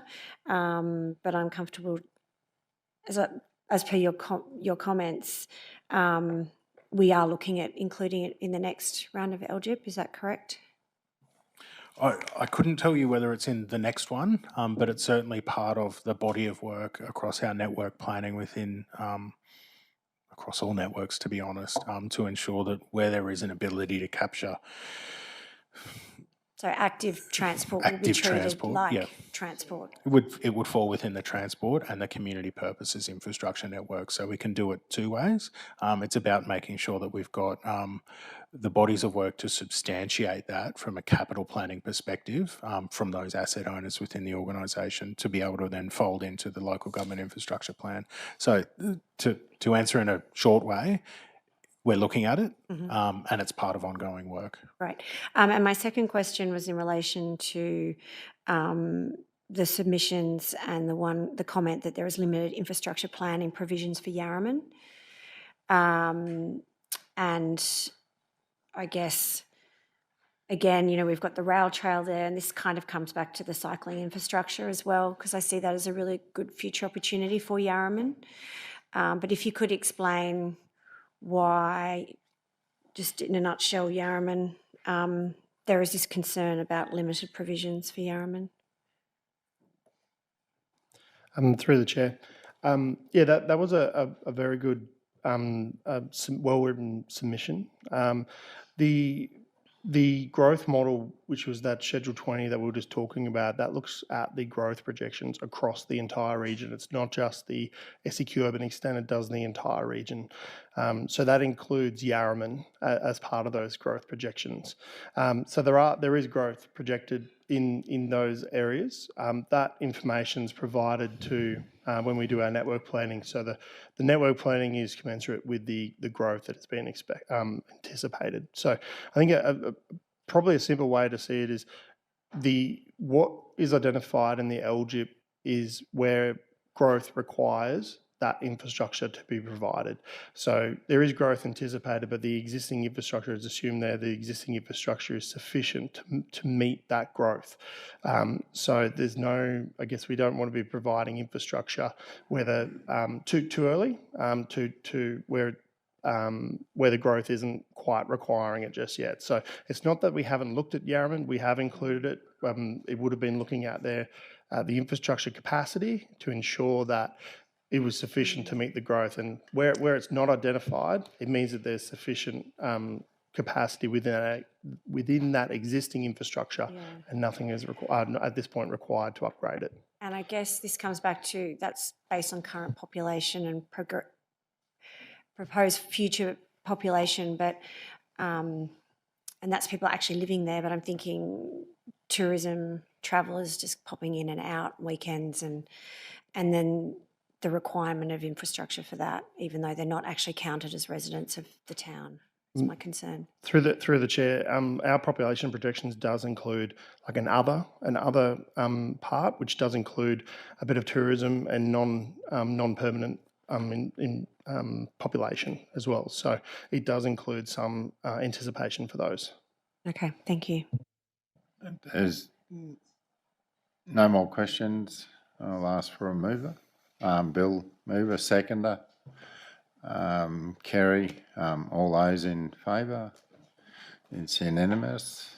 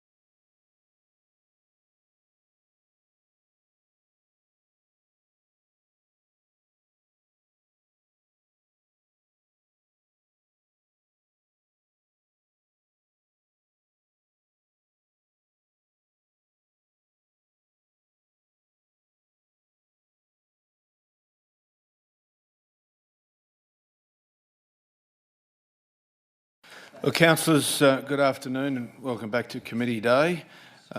Committee for Water and Waste is our next committee.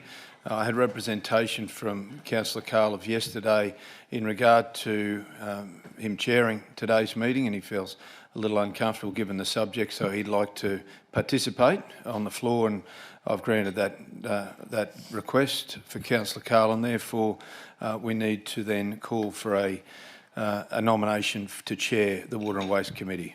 Councillor Bill. Thanks, Chair. I'd nominate Councillor Rebecca. Councillor Rebecca, you're happy to accept that nomination? You have a seconder for the motion, seconded by Councillor Trevor. Those in favour? Motion's carried unanimously. Thank you. Thanks, Councillor Rebecca.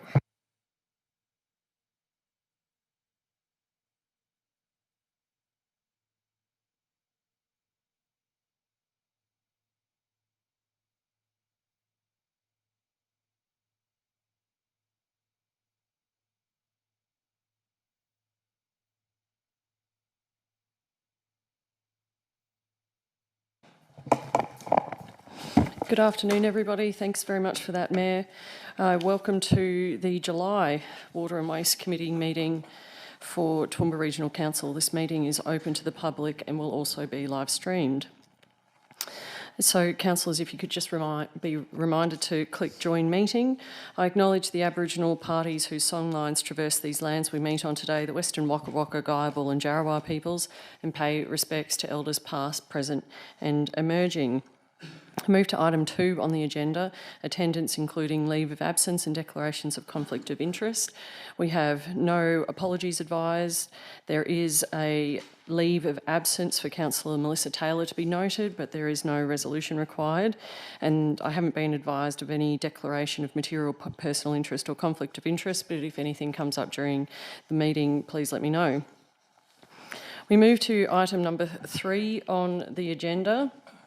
We only have one report to consider today. Item number 3 concerns the closing of the meeting to the public to discuss the confidential items and opening of the meeting to pass resolutions on confidential items. So, Councillor Carl? Yes, Chair, thanks. I'd put an alternate motion that the meeting be closed to the public in accordance with section 254J 3 of the Local Government Regulation 2012 to consider parts 1 and 2 of the officer recommendations, with parts 3 and 4 shifted to open discussion for the following agenda item. Thank you. Councillor Carlin, do you have the reasons for doing so there, or Deanne, do we have the reasons on the screen? Okay, thank you. The screen apparently is still warming up, councillors, which is why it's a little bit dark behind me, but I've got the wording here. The reason for closing the meeting and separating sections 3 and 4, parts 3 and 4, this report seeks council resolution to award WT 32 to 2425 Greenmount Water Treatment Plant design and construction contract to the successful tenderer, and therefore it is recommended that the meeting be closed to the public in accordance with section 254J 3G. Negotiations relating to a commercial matter involving the local government for which a public discussion would be likely to prejudice the interests of the local government of the Local Government Regulation of 2012. Parts 3 and 4 of the officer recommendation are to be discussed in open session as they do not fit the definitions for closing. So I've got a mover in Councillor Carl. Do I have a seconder for that? I don't have a seconder to do so. To close and separate the meeting. If that's the case, then we just proceed with closing the meeting to the public. Thank you. So that the meeting be closed to the public in accordance with section 254J3 of the Local Government Regulation 2012 to consider the following item on the agenda. Item number 4, the confidential Greenmount Water Treatment Plant Contract Award. The reason for closing the meeting, this report seeks council resolution to award the the Greenmount Water Treatment Plant design and construction contract to the successful tenderer, and therefore it is recommended that the meeting be closed to the public in accordance with Section 254J 3G, negotiations relating to a commercial matter involving the local government for which a public discussion would be likely to prejudice the interests of the local government of the Local Government Regulation 2012. Do I have a mover for that motion? Councillor McMahon and a seconder. I saw Councillor Gardner. All those in favour? That's everyone except Councillor Carl. No, and Councillor Carl is also in favour. No, Councillor Carl, you're opposed? Thank you. Thank you. Deanne will close the meeting to the public.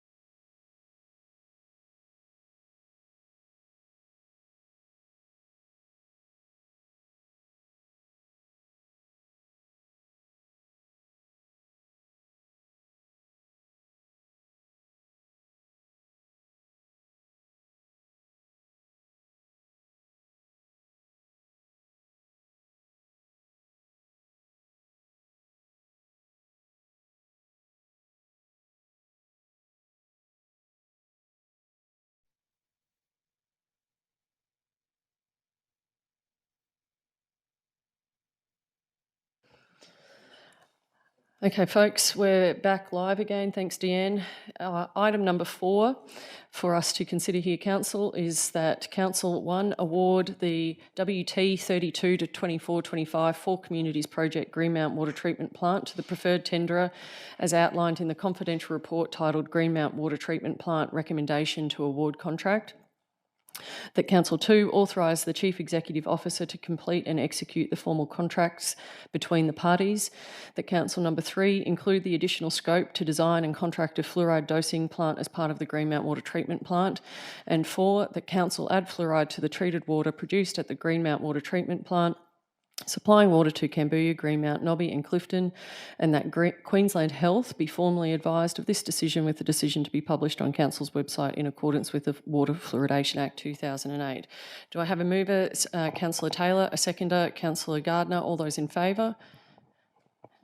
Those opposed? Thank you, councillors. You'll have your opportunity to record votes next week. I now close the meeting. Thank you very much for your work on that, councillors. And I remind you to leave the meeting.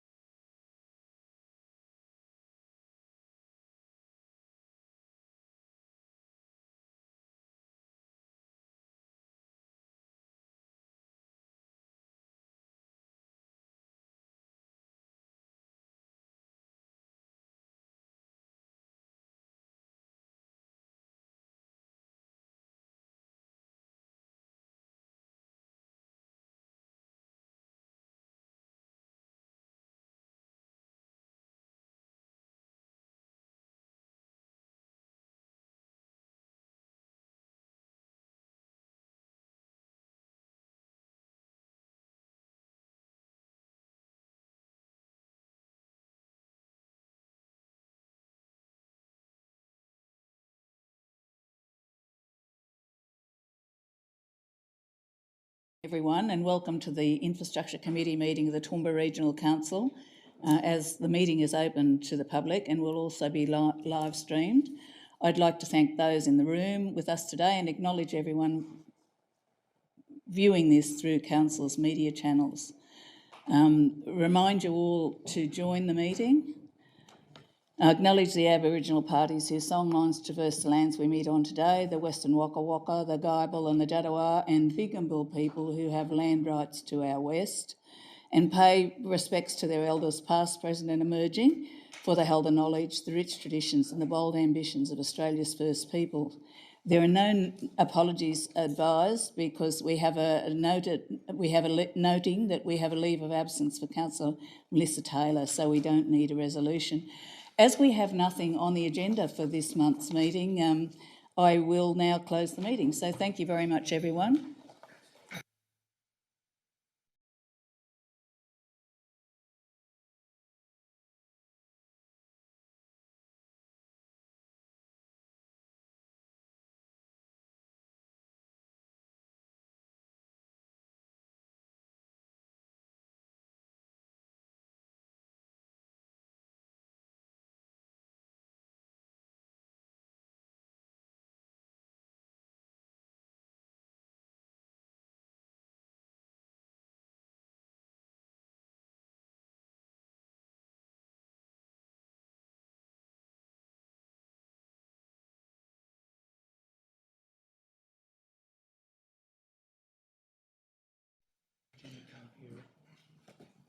Good afternoon, everyone. Welcome to the Environment Community Committee for the month of July.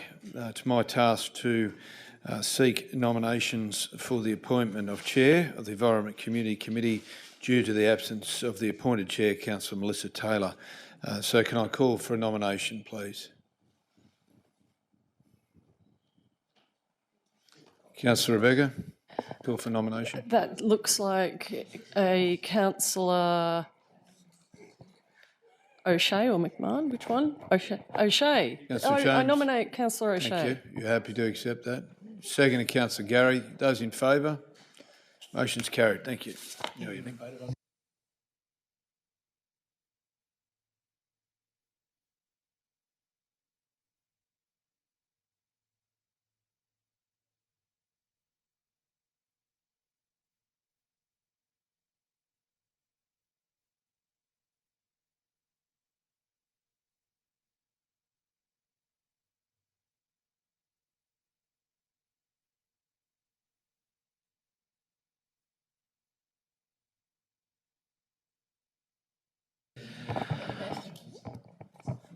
Good afternoon, councillors. So, welcome to the Environment Community Committee meeting for the month of July. I'd like to welcome the Mayor, Deputy Mayor, councillors, CEO, General Manager of Environment and Community, and the everybody in the room that's with us here today.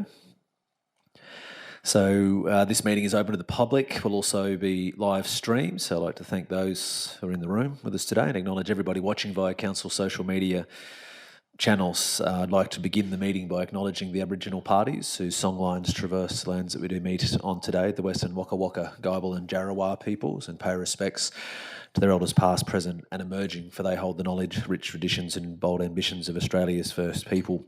Item number 2, councillors' attendance, including leave of absence and declarations of conflict of interest. Apologies wise, nil advised, but we do note a leave of absence for Councillor Melissa Taylor, but we don't require a resolution for that. We go to declaration of material personal interest, nil advised, but declaration of conflict of interest. So now we have 2 here. So Councillor Gary Gardner.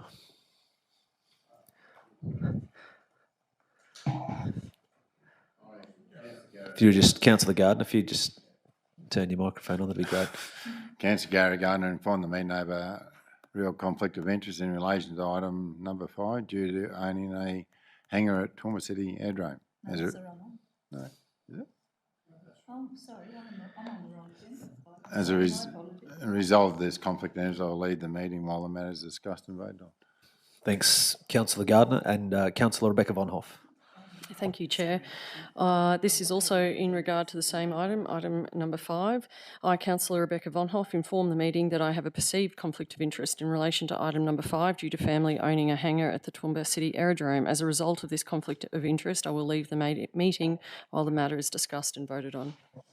Thanks, Councillor Von Hoff. Are there any further conflicts? Councillor Shine? Question there. As I understand it, the subject matter is dealing with 3 new lessees. Why do either councillor have a conflict about that? Thanks, Councillor Shine. I might pass to CEO Sal. Thank you, Chair. Councillor Shine, it's a fair question, and we have allowed the councillors to make their own determination. In Councillor Gardner's case, he may be a tenderer for those new facilities, so that may be something he may wish to consider.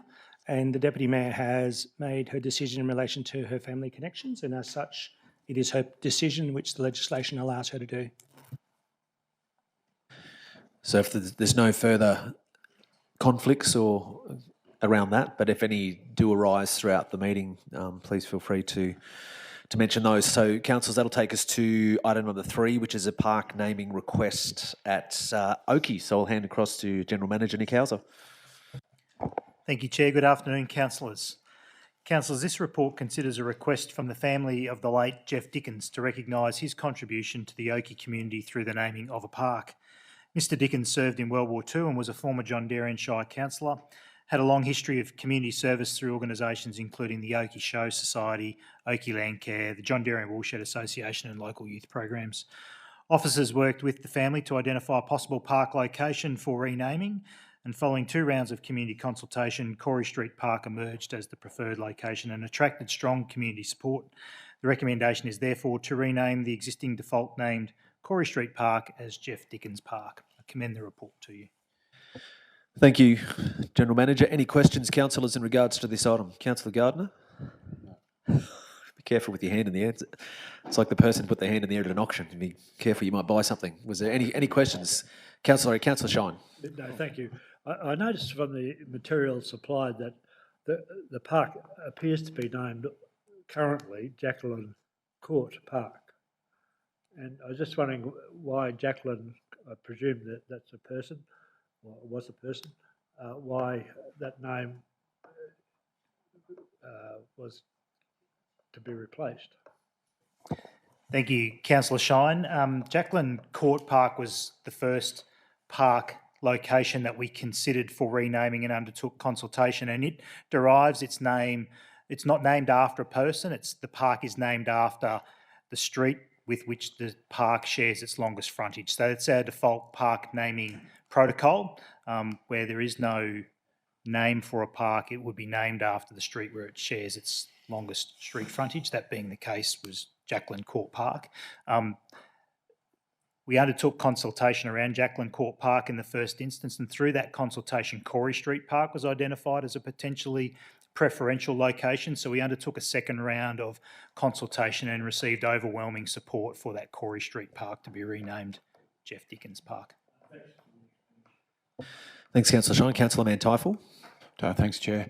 The cost of renaming, I know we've gone through this only a few months ago with the park up at Prince Henry Heights. Is there any indication? Yeah, thanks, Councillor And Trevor. The report under financial resource implications identifies approximately $2,500 for the installation of park naming signage. Okay. Thank you. I do remember Jeff Dickens, who ended his career as a jeweller and whatever in Oakey. That was last century when I lived out that way. So don't judge me on age. But yeah, he was very well respected in the community out there. Thanks, Councillor Manteifel. Deputy Mayor. Thank you, Chair. Thanks very much for this, Nick, General Manager Nick, and I agree with Councillor Manteifel that from all accounts, this gentleman is worthy of having a park named after him. My question is, through you, Chair, to the General Manager, we had another park naming, I think 2 months ago, again, entirely worthy. And when I reflect on my time in this council and the parks that we have named, I don't think we've had a single female who has been named, a park has been named after her. Yeah, but during our time on council. Is that something that we give mind to? Because I know that there's been a push for some decades now to try to make sure that the worthy women in our community over time are also acknowledged with the public memorials. Thank you, Deputy Mayor. And it's a very good observation. We typically haven't been a lot of park namings that I can recall, and I think it was just only last month perhaps that Dr. John Swarbrick Park came to us. Our policy doesn't discriminate, and we are entirely reactive to requests that we receive from community. So they're the two applications that have come through to us, and we're simply assessing those applications. So I guess it's something we could turn our mind to if we're of a mind to want to encourage more park naming applications, particularly to celebrate and recognise the worthy women in our community and others. But it's not something that we're proactively seeking renamings for. We're purely responding to inquiries we receive from community. Thanks, Deputy Mayor. It's probably an opportunity, I suppose, now that it's been mentioned through the community, as we said, so with putting forward worthy names. Councillor Carol Taylor. Thank you, Mr Chair. I support this naming, of course, but I would like to support Councillor Rebecca in her comments. And I think in some ways, this gentleman is very worthy, but in some ways, when you're thinking about the process, that somebody has to come and name a park, it has to come from somebody who's obviously connected to a person.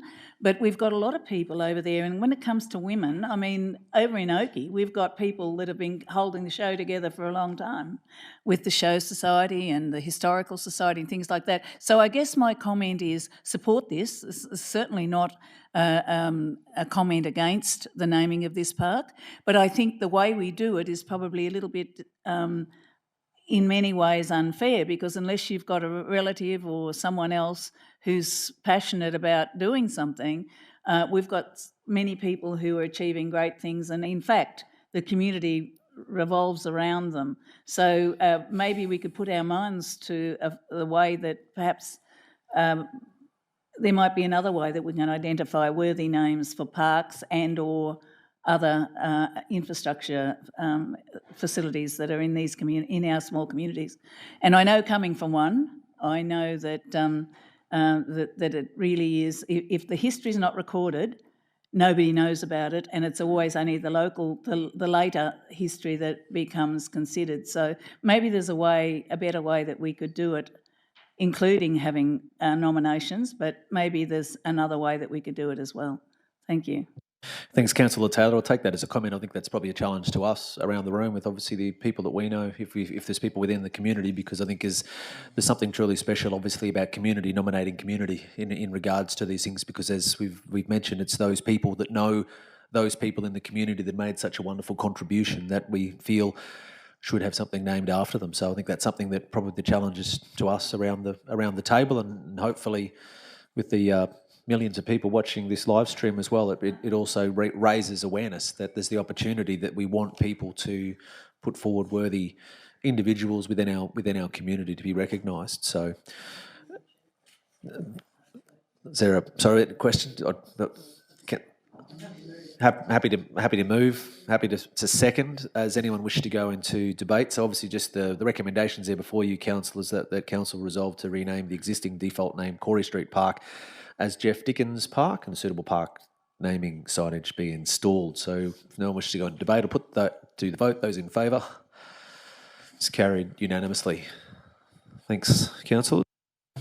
So the next item, so we now need to move into confidential, so we'll have to close the meeting. Now there's items 5, 6 and 7, so I suppose for transparency I'm going to have to read each of those out and the reasons as to why we are going into confidential. So the first item is confidential items number 5, so that's the Toowoomba City Aerodrome ground lease tenders. So reasons for closing the meeting. This report discusses lease negotiations following the outcomes of the tender TR 000532 Toowoomba City Aerodrome ground leases, and therefore it is recommended that this meeting be closed to the public in accordance with section 254J3G, negotiations relating to a commercial matter involving the local government for which a public discussion would be likely to prejudice the interests of the local government.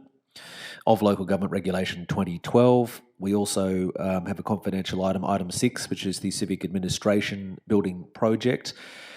This report, so reasons for closing for this particular item, this report provides an update on the status and progress of the Civic Administration Building Project and relates to council budget, procurement and commercial matters, and therefore it is recommended that the meeting be closed to the public in accordance with sections 254J of the Local Government Regulation 2012.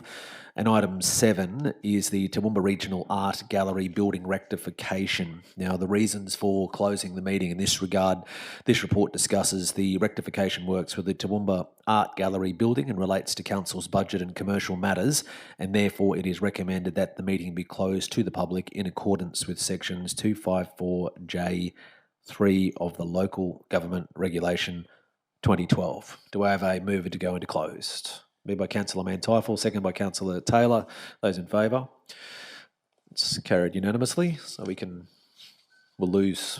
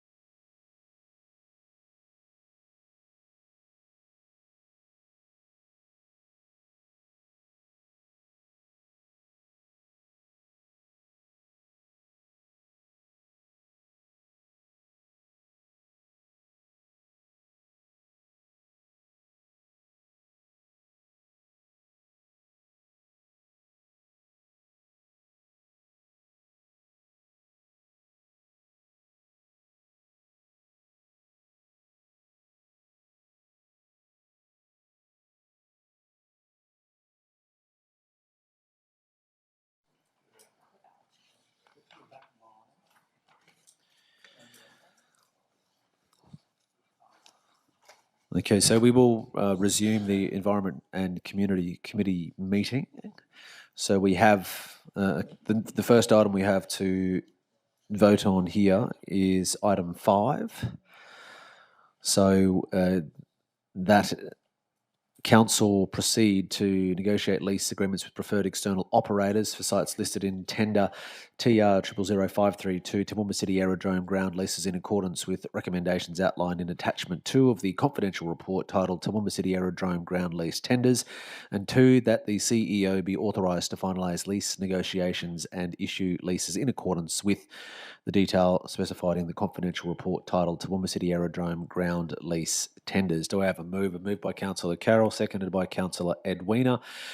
Put that to the vote. Those in favour? It's carried unanimously. So that's item 5. So we'll invite Councillors Von Hoff and Gardner back into the room as we move to item number 6 on the agenda, councillors, and we'll go to it being the Civic Administration Building Project. And the motion is that Council endorse the building location identified in the confidential report titled Civic Administration Building Project, to endorse the procurement of a functional brief and design development report to confirm the building scope, assess functional requirements and service delivery needs, analyse key inclusions and exclusions, and inform a refined project cost estimate. Do I have a move by Councillor Carroll, seconded by Councillor Shine? I'll put that to the vote. Those in favour? Those against? That's carried. And then last but not least, we go to item number 7 on the agenda. And it is Toowoomba Regional Art Gallery building rectification, that this matter lay on the table for the ordinary meeting of 21 July 2026. Moved by the Mayor, seconded by Deputy Mayor. Those in favour? Those against? That's carried unanimously. Thank you, councillors. That concludes the Environment Community Committee meeting for the month of July. We'll move to the... Councillors, we've got one item. We've got obviously corporate services, then we've got one item after that. It is for noting, the one for economic development. Are we happy to keep moving? Thanks, Councillor James. Keep going. Yep.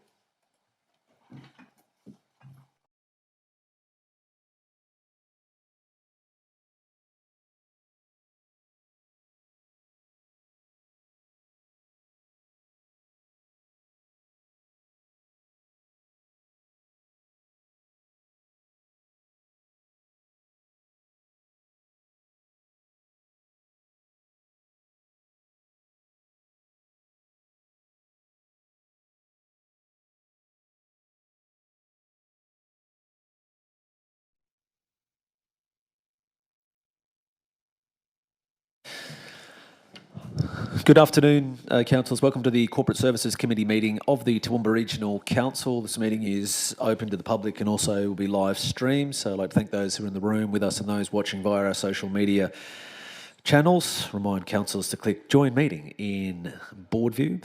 I'd like to acknowledge the Aboriginal parties whose songlines traverse the lands that we do meet on today, the Western Waka Waka, Guyabal and Jarrawa peoples, and pay respect to their elders past, present and emerging, for they hold the knowledge, rich traditions and bold ambitions of Australia's first people. Now, we have nil apologies to report. We do note, though, a leave of absence for Councillor Melissa Taylor, but we do not require a resolution for that. Now, there are no items on the Corporate Services Committee for the month of July, so with that, I will close the meeting and we will move to economic development.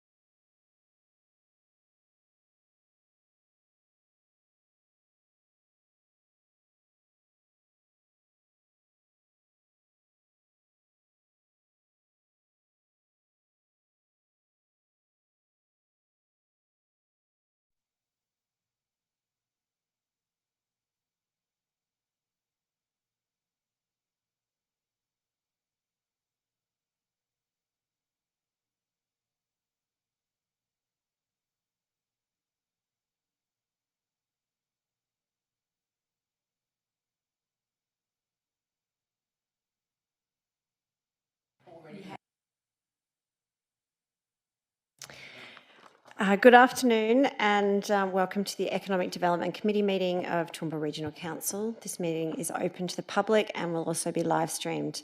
I'd like to thank those of you in the room with us today and acknowledge everyone watching via Council's social media channels. I remind councillors to join the meeting in board view.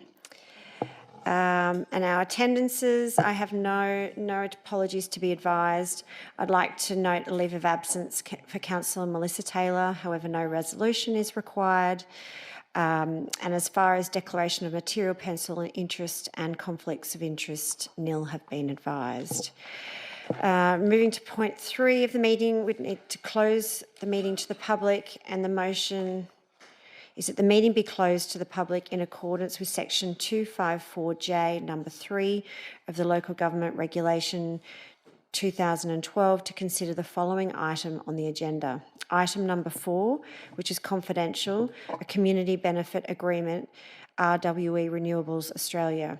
And the reason for closing the meeting is this report provides an overview of the community benefit agreement negotiations currently underway between RWE Renewables Australia and TRC. Therefore, it is recommended that the meeting be closed to the public in accordance with section 254J3G, negotiations relating to a commercial matter involving the local government for which a public discussion would be likely to prejudice the interest of the local government, of Local Government Regulation 2012. Councillor Rebecca is going to move the motion and the Mayor second it. We will now pause live streaming. Oh, those in favour, please. Yes, now we can close the meeting. Thank you.